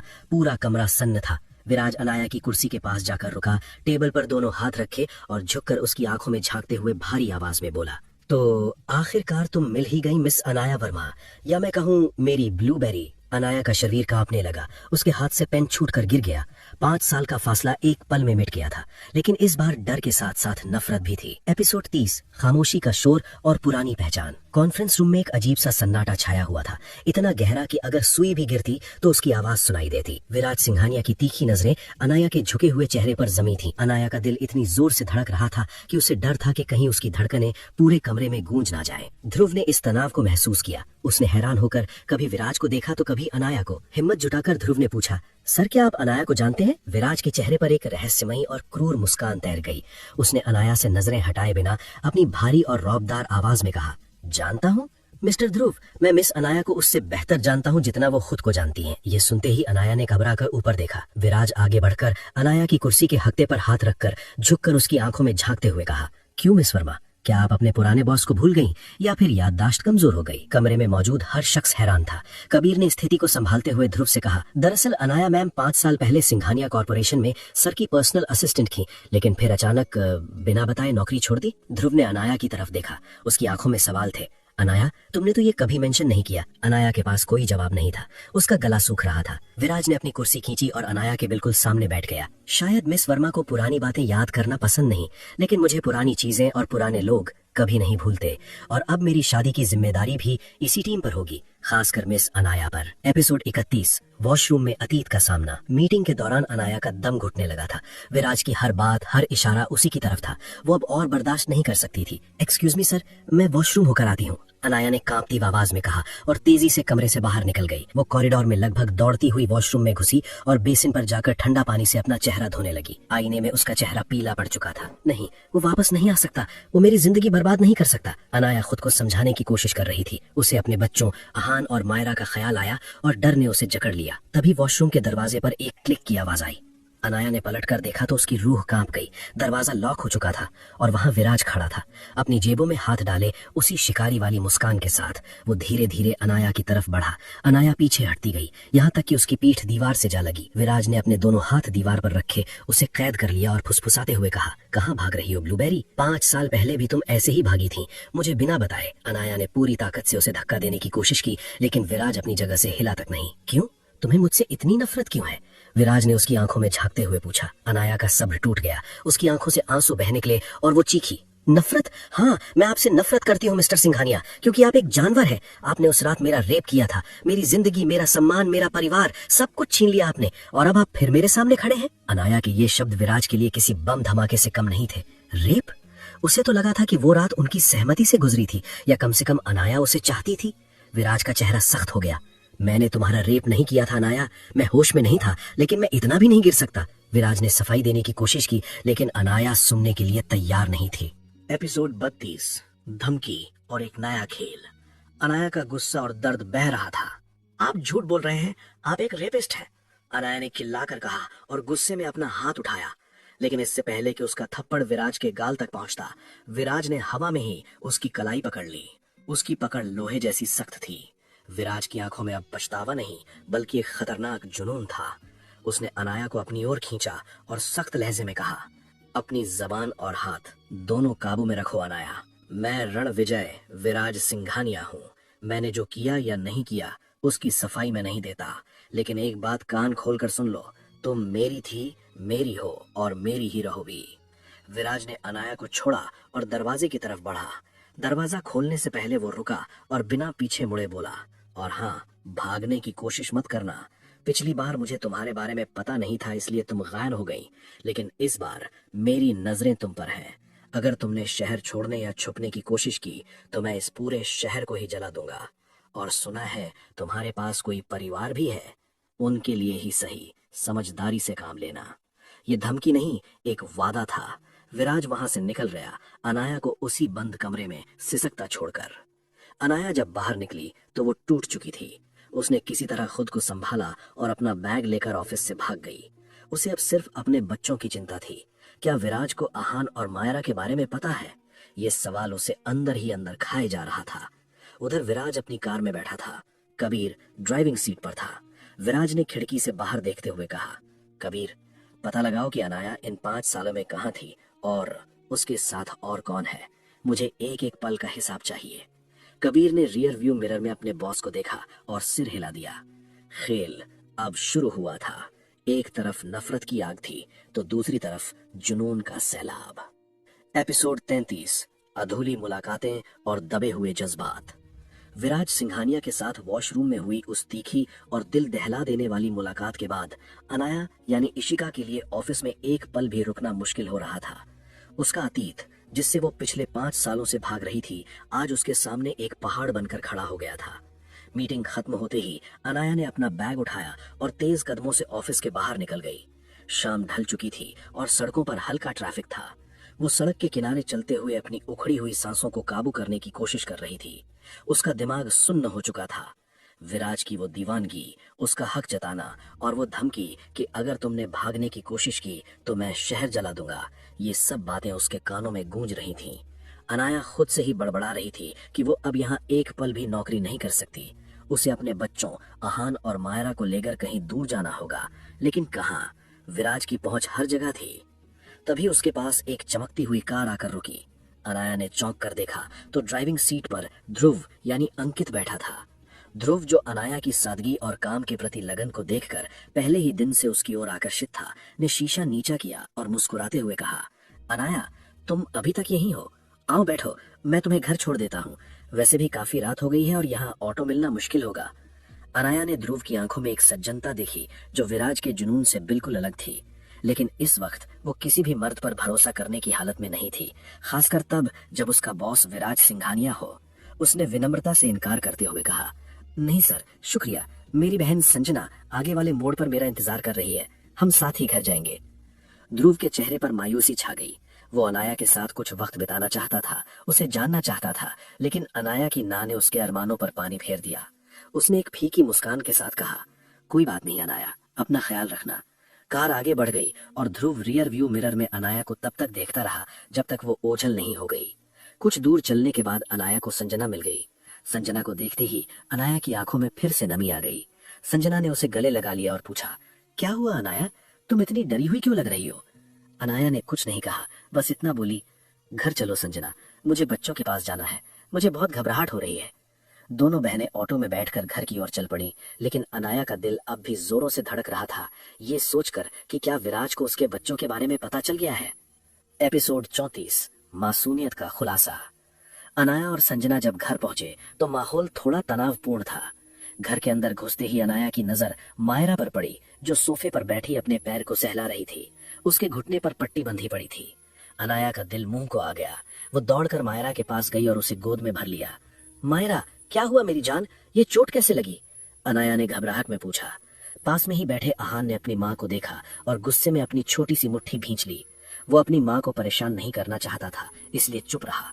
लेकिन मायरा, जो अपनी माँ से कुछ नहीं छुपाती थी, चहकते हुए बोली, मम्मा, मैं ठीक हूँ। आज स्कूल में मैं गिर गई थी, लेकिन मुझे बहुत अच्छे मिस्टर हॉट ने बचाया। उन्होंने मुझे गोदी में उठाया और मेरी पट्टी भी की।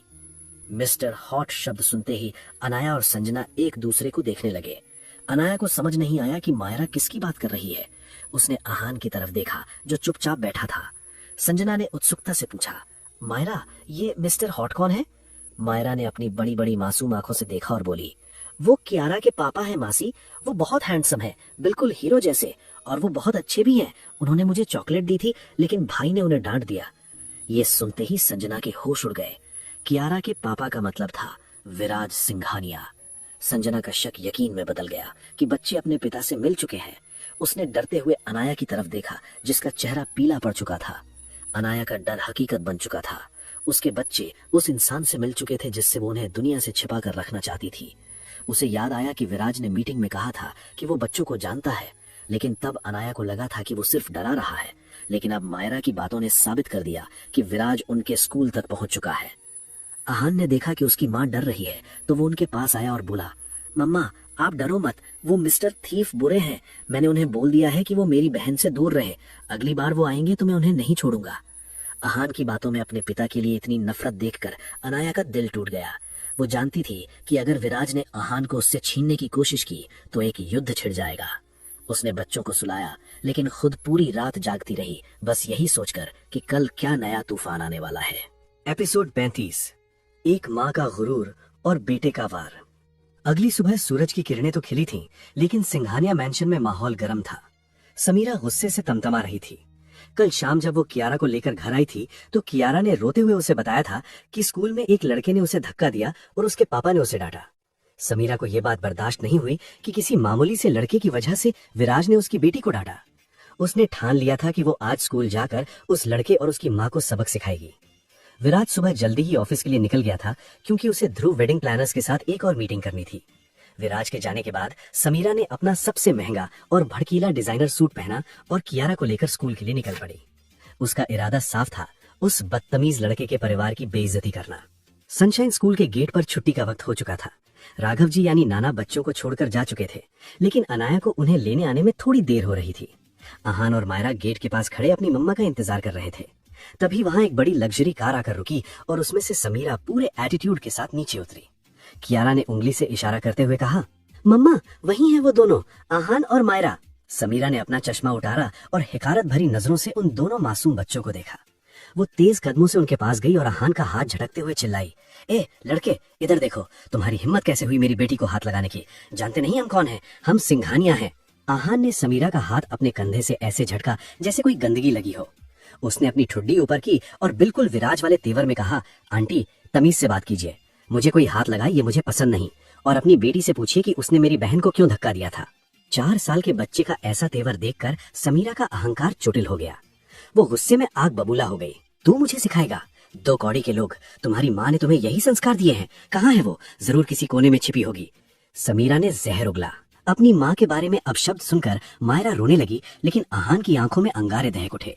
समीरा ने आगे बढ़कर मायरा का कान मरोड़ना चाहा। ये देखकर आहान का सब्र टूट गया। उसने पास पड़ा एक पत्थर उठाया और पूरी ताकत से समीरा की तरफ दे मारा। पत्थर समीरा के माथे पर लगा और खून की एक लकीर बह निकली। समीरा दर्द से चीख उठी। आहान उसके सामने खड़ा हुआ और शेर की तरह दहाड़ा, ये मेरी बहन को रुलाने की सजा है। अगली बार अगर हमारे पास आई तो इससे बुरा होगा। निकल जाइए यहाँ से। एपिसोड 36, जख्म और अहंकार की जंग। सिंघानिया मैंशन की शाम आज बेहद तनावपूर्ण थी। हॉल में सन्नाटा पसरा हुआ था, जिसे अचानक समीरा के चीखने और रोने की आवाज ने तोड़ दिया। वो माथे पर हाथ रखे खून से लथपथ हालत में घर के अंदर दाखिल हुई। उसके साथ कियारा भी थी, जो अपनी माँ की हालत देखकर सहमी हुई थी। समीरा को इस हाल में देखकर जानवी और सावित्री देवी घबरा गईं और दौड़कर उसके पास आईं। हे भगवान समीरा, ये सब कैसे हुआ? इतना खून? जानवी ने घबराते हुए पूछा और तुरंत फर्स्ट एड बॉक्स मंगवाया। समीरा सोफे पर गिरते हुए रोना शुरू कर दिया, लेकिन उसकी आंखों में दर्द से ज्यादा अपमान की आग थी। तभी सीढ़ियों से उतरते हुए विराज सिंघानिया की नजर उस पर पड़ी। उसने अपनी चाल धीमी नहीं की, बल्कि उसी राजसी ठाठ से नीचे उतरता रहा जैसे उसे इस तमाशे से कोई फर्क नहीं पड़ता हो। विराज को देखते ही समीरा ने अपना रोना और तेज कर दिया। वो चाहती थी कि विराज उसका बदला ले। विराज देखो, तुम्हारे शहर में अब हम सुरक्षित नहीं हैं। उस 2 कौड़ी के लड़के ने, उस आहान ने मुझे पत्थर मारा, सिर्फ इसलिए कि मैंने उसकी बदतमीज बहन को डांट दिया था। विराज सोफे के पास आया, लेकिन उसने समीरा को सहारा देने के बजाय अपनी जेबों में हाथ डाले रखे। उसकी नजरों में समीरा के लिए कोई हमदर्दी नहीं थी। उसने ठंडी और बेहद सख्त आवाज में पूछा, एक 4 साल के बच्चे ने तुम्हें पत्थर मारा और तुम एक बड़ी औरत होकर उससे पिटकर आ गई? ये तुम्हारी कमजोरी है या उस बच्चे का गुस्सा जायज था? समीरा सन्न रह गई। उसे उम्मीद थी कि विराज उस लड़के को बर्बाद करने की कसम खाएगा, लेकिन यहाँ तो बाजी पलट रही थी। विराज, तुम उस जंगली जानवर की तरफदारी कर रहे हो जिसने मेरी जान लेने की कोशिश की। समीरा चिल्लाई। विराज ने झुककर समीरा की आंखों में देखा और कहा, मैंने उस दिन स्कूल के बाहर देखा था समीरा। गलती तुम्हारी बेटी की थी, जिसने उस लड़के की बहन को धक्का दिया था, और आज भी मुझे यकीन है कि शुरुआत तुमने की होगी। वो बच्चा अपनी बहन की हिफाजत कर रहा था। अगर कोई मेरी बहन या मेरे परिवार को हाथ लगाता तो मैं पत्थर नहीं, उसकी गर्दन उड़ा देता। उस बच्चे ने वही किया जो एक मर्द करता है, अपनों की रक्षा। अगली बार बच्चों के झगड़े में पड़ने से पहले अपनी औकात याद रखना। ये कहकर विराज वहां से चला गया और समीरा अपने अपमान के घूंट पीकर रह गई। विक्रांत दूर खड़ा सब देख रहा था। उसे समझ आ गया था कि विराज के मन में उस बच्चे के लिए एक अजीब सा सम्मान है। एपिसोड 37, एक माँ का डर और बेटे का वादा। उधर अनाया के छोटे से घर में माहौल दहशत भरा था। आहान के स्कूल से आने के बाद जब उसने पूरी घटना बताई तो अनाया का दिल बैठ गया। वो जानती थी कि आहान ने जिस औरत को मारा है वो और कोई नहीं बल्कि विराज की मंगेतर समीरा है। अनाया खौफ में थी कि कहीं विराज अपने रसूख का इस्तेमाल करके उसके बच्चे को उससे छीन न ले या उसे जेल न भिजवा दे। वो आहान के सामने घुटनों के बल बैठी और उसके नन्हे आंखों को अपने हाथों में लेकर नम आंखों से बोली, आहान, मैंने तुम्हें क्या सिखाया है? हिंसा किसी भी चीज का हल नहीं है। तुमने उस आंटी को पत्थर क्यों मारा? अगर तुम्हें कुछ हो जाता तो? आहान ने अपनी माँ की आंखों में देखा। उसकी आंखों में अभी भी वही अंगारे दहक रहे थे जो विराज की आंखों में अक्सर दिखाई देते थे। उसने अपनी माँ के आंसू पोंछे और बेहद गंभीरता से कहा, मम्मा, वो बुरी आंटी मायरा को मार रही थी। उन्होंने आपको भी बुरा भला कहा। मैं ये बर्दाश्त नहीं कर सकता। आपने ही कहा था ना कि परिवार की रक्षा करना सबसे बड़ा धर्म है, तो मैंने वही किया। मैं किसी को भी आपको या मायरा को रुलाने नहीं दूंगा, चाहे वो कोई भी हो। अपने 4 साल के बेटे के मुंह से इतनी बड़ी बात सुनकर अनाया निशब्द रह गई। उसने आहान को गले लगा लिया और फूट फूट कर रोने लगी। उसे गर्व भी था और डर भी। वो जानती थी कि आहान के रगों में विराज का ही खून दौड़ रहा था। वही गुस्सा, वही तेवर और वही जुनून। उसी रात अनाया सो नहीं पाई। वो खिड़की के पास खड़े होकर आसमान को घूर रही थी। उसे लग रहा था कि विराज की परछाई उसके घर के बाहर मंडरा रही है। दूसरी तरफ मायरा अपनी नींद में बड़बड़ा रही थी, मिस्टर हॉट अच्छे हैं। ये सुनकर अनाया की चिंता और बढ़ गई। उसके दोनों बच्चे उस इंसान से जुड़ रहे थे जिससे वो उन्हें दूर रखना चाहती थी। एक तरफ आहान की नफरत थी तो दूसरी तरफ मायरा का भोलापन। अनाया ने फैसला किया कि वो जल्द से जल्द ये शहर छोड़ देगी। वो दोबारा उस अतीत का सामना नहीं कर सकती थी जो उसे आज भी डराता था। लेकिन वो ये नहीं जानती थी कि शहर के सबसे ऊंचे टावर में बैठा एक शख्स, विराज सिंघानिया, अब उसके हर कदम पर नजर रख रहा था। एपिसोड 38, सच का आईना। अगली सुबह सिंघानिया कॉरपोरेशन के हेड ऑफिस में विराज का मूड बेहद खराब था। रात भर उसे नींद नहीं आई थी। उसका दिमाग बार बार उस नीली आंखों वाली बच्ची यानी मायरा और उस गुस्सैल लड़के यानी आहान पर अटक रहा था। उसे समझ नहीं आ रहा था कि उन बच्चों में ऐसा क्या है जो उसे अपनी ओर खींच रहा है। खासकर उस लड़के का गुस्सा, वो बिल्कुल विराज जैसा था। उसने कबीर को अपने केबिन में बुलाया। कबीर डरते डरते अंदर आया क्योंकि वो जानता था कि आज बॉस का पारा चढ़ा हुआ है। विराज अपनी कुर्सी पर पीछे की ओर झुक कर बैठा था। हाथ में एक जलती हुई सिगरेट थी। उसने धुएं के एक छल्ला छोड़ा और कबीर से पूछा, कबीर, मैंने तुम्हें उन 2 बच्चों आहान और मायरा के बारे में पता लगाने के लिए कहा था। उनकी माँ कौन है? उनके पिता कहाँ हैं? मुझे अब तक रिपोर्ट क्यों नहीं मिली? कबीर का गला सूख गया। वो जानता था कि अगर उसने सच बताया तो भूचाल आ जाएगा, लेकिन झूठ बोलने की गुंजाइश नहीं थी। कबीर ने फाइल मेज पर रखी और कहा, सर, वो बच्चे दरअसल वो अनाथ नहीं हैं और उनके पिता कहीं दूर नहीं है। उनकी माँ का नाम अनाया वर्मा है।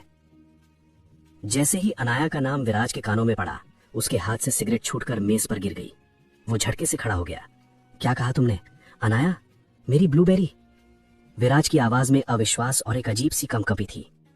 कबीर ने सिर झुकाकर कहा, जी सर, आहान और मायरा अनाया मैम के ही बच्चे हैं। वे जुड़वा हैं और उनकी उम्र 4 साल है। विराज सन्न रह गया। उसका दिमाग तेज रफ्तार से दौड़ने लगा। 5 साल पहले अनाया उसे छोड़कर गई थी और बच्चे 4 साल के हैं। इसका मतलब वे बच्चे उसी के हैं। विराज के चेहरे पर भावनाओं का सैलाब उमड़ पड़ा। पहले उसे झटका लगा, फिर खुशी की एक लहर दौड़ी और अंत में एक भयानक गुस्सा। उसने मुझसे मेरे बच्चे छिपाए। उसने मुझसे मेरी जिंदगी के 5 साल छीन लिए। विराज ने दहाड़ा और कांच का पेपर वेट दीवार पर मार मारा।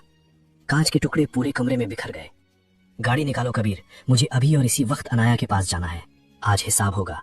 हर उस झूठ का जो उसने मुझसे बोला, हर उस पल का जो उसने मुझसे चुराया, आज अनाया को जवाब देना ही होगा। एपिसोड 39, मॉल में सच का सामना। विराज सिंघानिया की कार सेंट्रल मॉल के बाहर एक झटके से रुकी। उसका दिल किसी अनहोनी की आशंका और गुस्से से धड़क रहा था।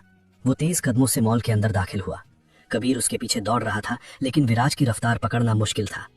उसका दिमाग बस एक ही दिशा में दौड़ रहा था, अनाया और वो बच्चे।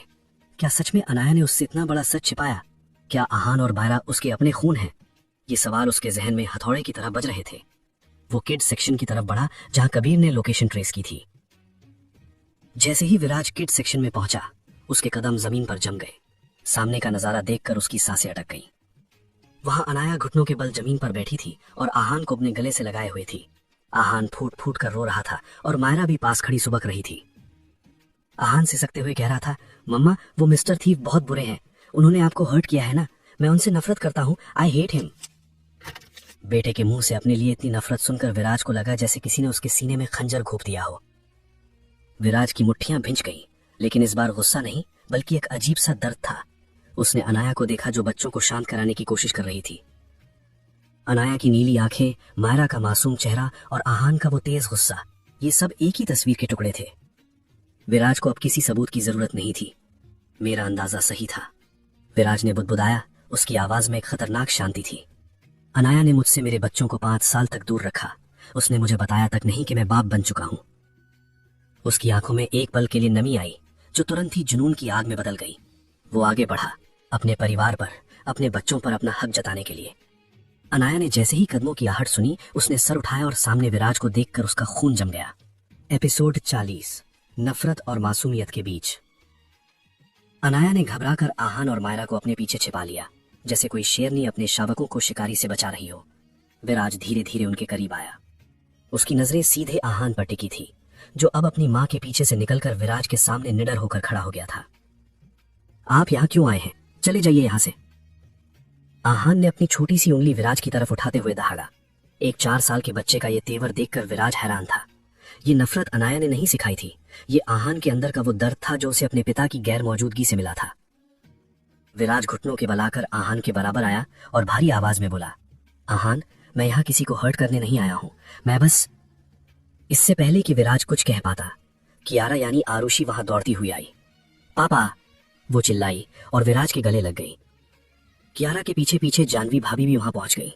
जानवी की नजर जैसे ही अनाया और उसके 2 बच्चों पर पड़ी, वो ठिठक गई। उन्होंने आहान को देखा। वो बच्चा हूबहू विराज का छोटा रूप लग रहा था। वही तीखी नाक, वही गुस्से वाली आंखें, और मायरा, उसकी आंखें बिल्कुल अनाया जैसी थी। जानवी समझदार थी, उन्हें 2 और 2 जोड़ने में देर नहीं लगी। वो कांपते कदमों से अनाया के पास गई और अविश्वास से पूछा, अनाया, ये बच्चे? अनाया की आंखों से आंसू बह निकले। वो जानती थी कि अब सच छिपाना नामुमकिन है। उसने नजरें झुकाकर धीमे स्वर में स्वीकार किया, हाँ जानवी दी, ये दोनों विराज के ही बच्चे हैं। ये सुनते ही जानवी के पैरों तले जमीन खिसक गई। वो आहान और मायरा को देखने लगी। एक तरफ विराज की गोद में कियारा थी, जिसे सब विराज की बेटी मानते थे, लेकिन वो गोद ली हुई थी, और दूसरी तरफ उसके अपने सगे बच्चे, जो उसे मिस्टर थीफ कहकर बुला रहे थे। जानवी ने आहान के सर पर हाथ रखा और रुंधे गले से कहा, मेरा रणविजय यानी विराज और उसका बेटा बिल्कुल उसी पर गया है। माहौल में इतना तनाव था कि कोई कुछ बोल नहीं पा रहा था। विराज ने अनाया को एक ऐसी नजर से देखा जिसमें सवाल और अधिकार दोनों थे, और बिना कुछ कहे कियारा को लेकर वहां से चला गया। लेकिन जाते जाते उसने अनाया को एक इशारा किया, जिसका मतलब साफ था, ये बात अभी खत्म नहीं हुई। एपिसोड 41, अतीत के पन्नों पर आंसू। रात का सन्नाटा सिंघानिया मैंशन में पसरा हुआ था, लेकिन विराज के कमरे में तूफान मचने वाला था। जानवी भाभी सीधे विराज के कमरे में दाखिल हुई। विराज बालकनी में खड़ा अंधेरे को घोल रहा था। जानवी ने उसका कंधा पकड़कर उसे अपनी ओर घुमाया। उनकी आंखों में गुस्सा और सवाल थे। विराज, मुझे सच जानना है, अभी और इसी वक्त, जानवी ने कड़े शब्दों में कहा। अनाया 5 साल पहले तुम्हें छोड़कर क्यों चली गई थी? जब तुम दोनों शादी के लिए तैयार थे, सब कुछ ठीक था, तो अचानक वो गायब क्यों हो गई थी? और तुमने हमें क्यों नहीं बताया कि तुम बाप बनने वाले हो? विराज ने गहरी सांस ली और सिर झुका लिया। वो दुनिया से लड़ सकता था, लेकिन अपनी भाभी से झूठ नहीं बोल सकता था। उसने उस काली रात का सच उगल दिया। कैसे वो नशे में था, कैसे वो अनाया के कमरे में चला गया था, और कैसे अनजाने में वो सब हुआ था। उसने बताया कि उसे खुद भी नहीं पता था कि अनाया प्रेग्नेंट है। भाभी, मैंने जानबूझकर अनाया को नहीं छोड़ा था। मुझे तो पता भी नहीं था कि वो कौन है। जब मुझे पता चला तब तक बहुत देर हो चुकी थी। अनाया को लगा कि मैंने उसका फायदा उठाया है। वो मुझसे नफरत करती है भाभी, वो मुझे रेपिस्ट समझती है। विराज की आवाज टूट गई। जब जानवी ने यह सुना तो वो सन्न रह गई। उन्होंने गुस्से में विराज के गाल पर एक हल्का तमाचा मारा। तुम इतने लापरवाह कैसे हो सकते हो विराज? तुमने उस लड़की की जिंदगी बर्बाद कर दी और तुम्हें खबर तक नहीं हुई। वो बेचारी अकेले 2 बच्चों को पाल रही है और तुम यहाँ। जानवी रो पड़ी, लेकिन फिर उन्होंने खुद को संभाला। वो जानती थीं कि अब रोने का वक्त नहीं है। उन्होंने विराज का हाथ थाम कर कहा, जो हुआ सो हुआ, लेकिन अब तुम्हें सब ठीक करना होगा। तुम्हें अनाया का विश्वास जीतना होगा और अपने बच्चों को अपनाना होगा। लेकिन याद रखना, ये जबरदस्ती से नहीं होगा। तुम्हें साबित करना होगा कि तुम एक अच्छे पति और एक अच्छे पिता बन सकते हो। विराज ने नम आंखों से सिर हिलाया। उसने मन ही मन कसम खाई कि वो अपनी ब्लूबेरी और अपने बच्चों को वापस लाकर रहेगा, चाहे इसके लिए उसे पूरी दुनिया से लड़ना पड़े। एपिसोड 42, पहाड़ियों पर लिखा हुआ इश्क। जानवी भाभी से वादा करने के बावजूद विराज सिंघानिया का सब्र टूट रहा था। शादी में अब सिर्फ 24 घंटे बचे थे और वो किसी भी कीमत पर समीरा यानी रूपाली के साथ मंडप में नहीं बैठना चाहता था। उसका दिल, दिमाग और रूह सिर्फ अनाया की थी। शाम ढलते ही जब अनाया अपने काम से लौटकर घर जा रही थी, एक काली कार ने उसका रास्ता रोका। इससे पहले कि अनाया कुछ समझ पाती, विराज कार से उतरा और उसे गोद में उठाकर अपनी कार में बिठा दिया। विराज, ये क्या पागलपन है? मुझे घर जाना है, बच्चे इंतजार कर रहे होंगे। अनाया चिल्लाई। विराज ने सीट बेल्ट लगाते हुए कहा, रिलैक्स ब्लूबेरी, घर ही जा रहे हैं, लेकिन एक छोटे से स्टॉप के बाद। कार देहरादून की घुमावदार पहाड़ियों पर चढ़ने लगी। शहर की रोशनी पीछे छूट गई और चारों तरफ सिर्फ सन्नाटा और ठंडी हवा थी। अनाया का गुस्सा अब डर में बदल रहा था। हम कहाँ जा रहे हैं? उसने कांपते हुए पूछा। विराज ने एक सुनसान पहाड़ी की चोटी पर कार रोकी। वहां घुप अंधेरा था। वो अनाया को लेकर कार के बोनट के पास खड़ा हो गया। नीचे देखो अनाया, विराज ने वादियों की तरफ इशारा किया। अनाया ने देखा कि पूरा शहर अंधेरे में है। तभी विराज ने अपने फोन से एक बटन दबाया। अगले ही पल नीचे शहर में हजारों लाइटें एक साथ जल उठीं। उन रोशनियों ने एक पैटर्न बनाया था। पहाड़ी की तलहटी में बड़े बड़े अक्षरों में लिखा था, I love you blueberry. Anaya की सांसें थम गईं। ये नजारा इतना भव्य और जादुई था कि उसका गुस्सा पिघलने लगा। विराज उसके पीछे खड़ा हो गया और धीरे से उसके कान में फुसफुसाया। 5 साल पहले मैंने तुम्हें खो दिया था क्योंकि मैं नशे में था, लेकिन आज मैं पूरे होश में हूं अनाया। मैं तुमसे प्यार करता हूं, हद से ज्यादा, जुनून की हद तक। उसने अनाया का हाथ पकड़ा और अपनी जेब से एक अंगूठी निकाली। कल शादी है, लेकिन दूल्हा मैं हूं और दुल्हन तुम होगी, ये मेरा वादा है। उसने वो अंगूठी अनाया की उंगली में पहना दी। अनाया कुछ बोल नहीं पाई, बस आंसू उसकी आंखों से बह निकले। क्या ये जबरदस्ती थी या मुकम्मल इश्क, वो तय नहीं कर पा रही थी। एपिसोड 43, लाल जोड़ा और एक ही रंग। अगली सुबह अनाया के घर पर एक बड़ा सा पार्सल आया। जब उसने उसे खोला तो उसमें 3 जोड़े कपड़े थे। एक गहरा मरून रंग का बेहद खूबसूरत डिजाइनर लहंगा अनाया के लिए, और उसी रंग और डिजाइन की शेरवानी आहान के लिए, और वैसा ही लहंगा मायरा के लिए। साथ में एक नोट था, आज शाम मेरी शादी है और मेरा परिवार मेरे साथ होना चाहिए, तैयार रहना, तुम्हारा विराज। अनाया का दिल जोरों से धड़कने लगा। वो समझ गई थी कि विराज ने हार नहीं मानी है। आहान ने जब वो शेरवानी देखी तो गुस्से में फेंक दी। मैं उस मिस्टर थीफ के दिए कपड़े नहीं पहनूंगा। लेकिन अनाया जानती थी कि विराज को ना कहना आग से खेलना जैसा है। उसने बच्चों को मनाया, बेटा हमें बस शादी में जाना है, प्लीज मम्मा के लिए पहन लो। शाम को जब अनाया, आहान और मायरा सिंघानिया मैंशन पहुंचे तो सबकी नजरें उन पर टिक गई। तीनों ने मरून रंग के कपड़े पहने थे और इत्तेफाक से या विराज की साजिश से विराज ने भी उसी रंग की शेरवानी पहनी थी। वो चारों एक परफेक्ट रॉयल फैमिली लग रहे थे। समीरा ये देखकर जल भुन गई। उसने सोचा था कि आज उसकी जीत का दिन है, लेकिन अनाया की खूबसूरती ने उसे फीका कर दिया था। विक्रांत ने समीरा को शांत किया। चिंता मत करो, बस कुछ घंटों की बात है। फेरे होते ही ये जायदाद और विराज दोनों तुम्हारे होंगे। समारोह शुरू हुआ। ढोल की थाप और शहनाई की गूंज के बीच विराज की नजरें सिर्फ अनाया पर थीं। वो मंडप में बैठा था, लेकिन उसका ध्यान पंडित के मंत्रों पर नहीं, बल्कि सामने खड़ी अनाया पर था। अनाया को खुद को बहुत असहज महसूस हो रहा था। उसे लग रहा था कि वो एक बहुत बड़ी गलती कर रही है यहाँ आकर। तभी कियारा दौड़कर अनाया के पास आई। मम्मा, मतलब आंटी, आप बहुत सुंदर लग रही हैं, उसने कहा। अनाया ने उसे गले लगा लिया। विराज ने एक इशारा किया और कबीर ने सिर हिलाया। खेल शुरू होने वाला था। असली दुल्हन को मंडप तक पहुंचने से रोकना था, और इसके लिए विराज ने अपना सबसे बड़ा मोहरा तैयार रखा था, उसकी अपनी बेटी कियारा। एपिसोड 44, बंद दरवाजा और बदली हुई दुल्हन। मुहूर्त का समय हो रहा था। पंडित जी ने आवाज लगाई, वधू को बुलाइए। समीरा अपने कमरे में तैयार होकर आईने के सामने इतरा रही थी। वो नीचे जाने ही वाली थी कि कियारा अरुषि उसके कमरे में आई और बोली, मम्मा, पापा ने एक सरप्राइज गिफ्ट भेजा है, लेकिन वो वॉशरूम में रखा है। लालची समीरा तुरंत वॉशरूम की तरफ भागी। जैसे ही वो अंदर गई, कियारा ने बाहर से कुंडी लगा दी। अरे ये क्या बदतमीजी है, दरवाजा खोलो, समीरा चिल्लाई। लेकिन कियारा ने वहां तेज मंजीत चला दिया ताकि उसकी आवाज बाहर न जा सके। नीचे मंडप में सब इंतजार कर रहे थे। विराज ने घड़ी देखी और मुस्कुराया। तभी कियारा घबराई सी नीचे आई और अनाया के पास जाकर बोली, आंटी, मम्मा की तबीयत बहुत खराब हो गई है, वो वॉशरूम में गिर गई हैं। पंडित जी कह रहे हैं मुहूर्त निकल जाएगा।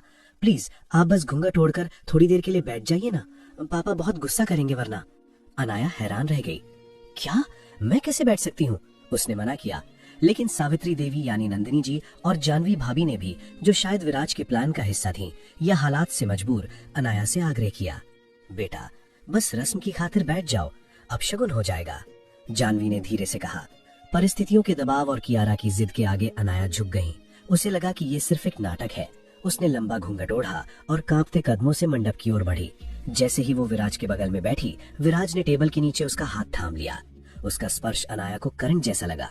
मैंने कहा था ना, दुल्हन तुम ही होगी, विराज ने धीरे से फुसफुसाया। पंडित जी ने मंत्र पढ़ने शुरू किए। अनाया उठना चाहती थी, लेकिन विराज की पकड़ सख्त थी।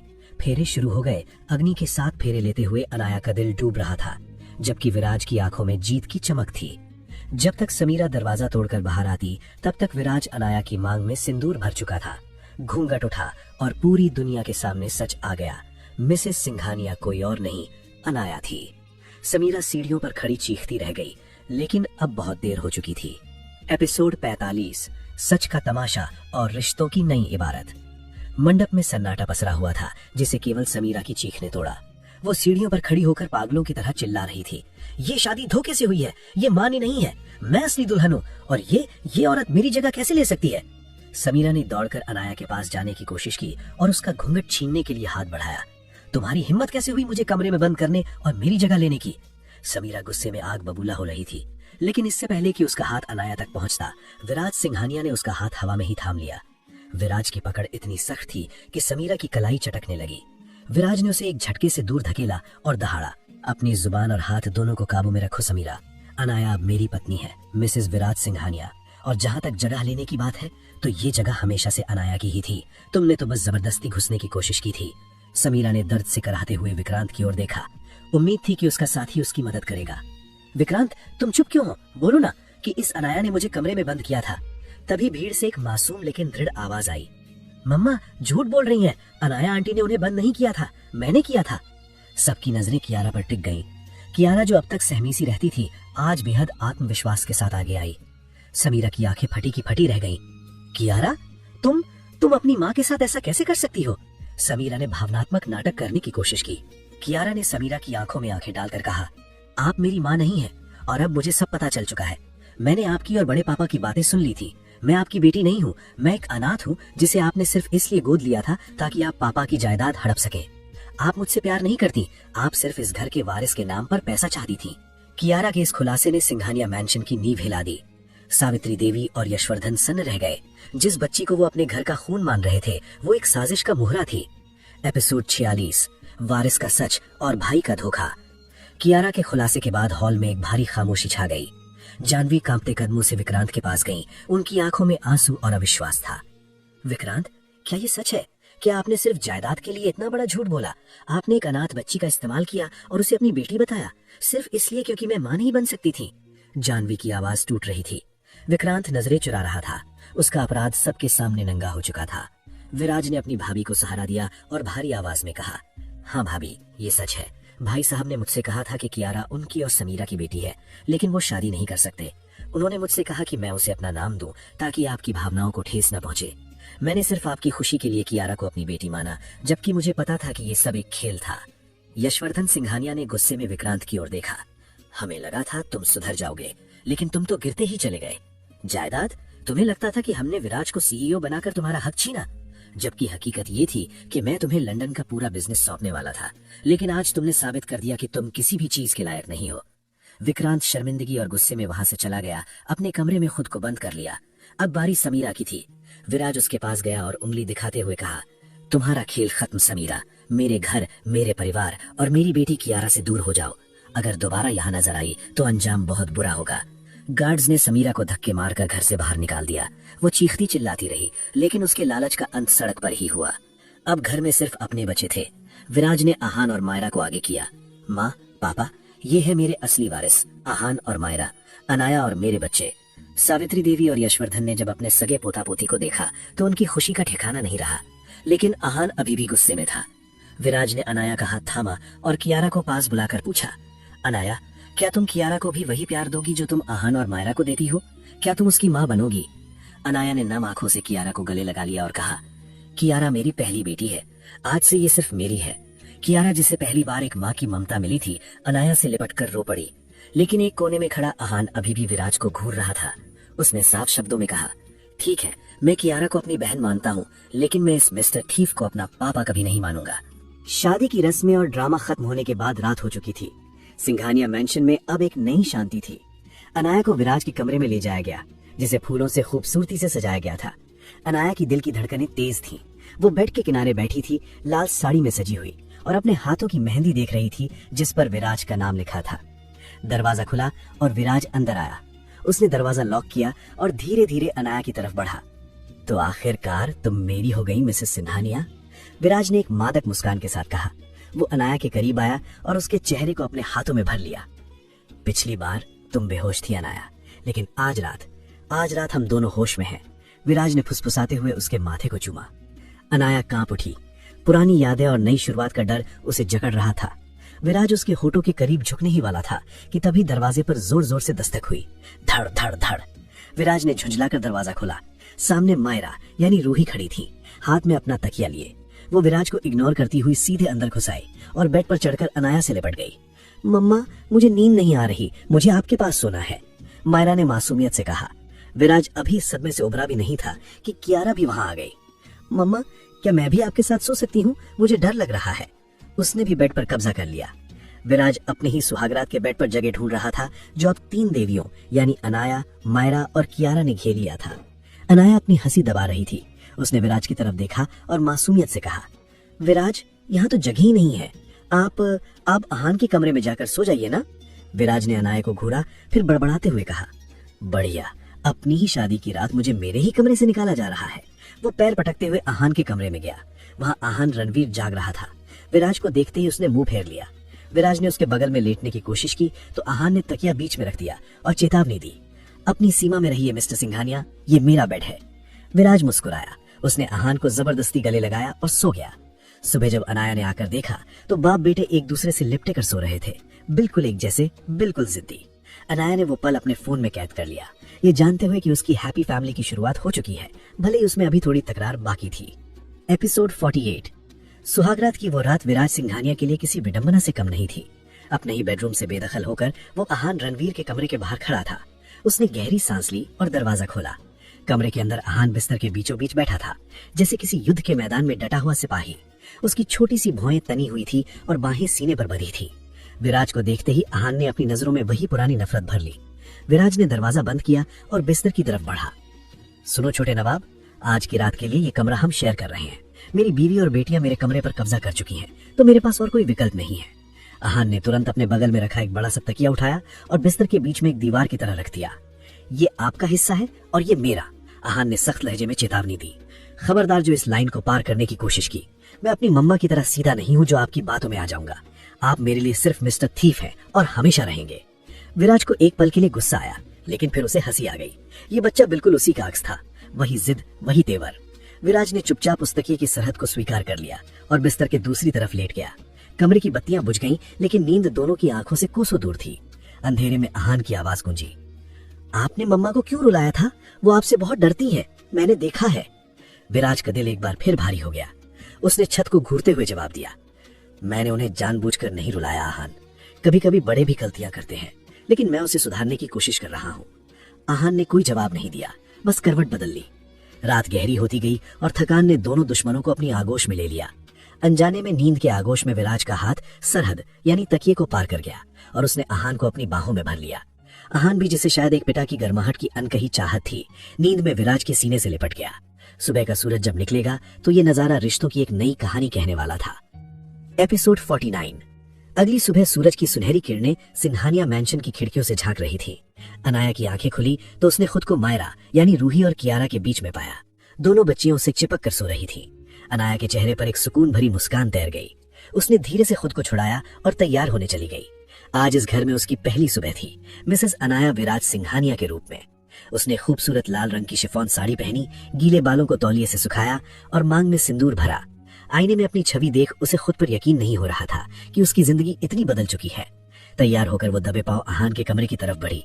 उसे चिंता थी कि कहीं बाप बेटे में रात भर जंग ना छिड़ गई हो।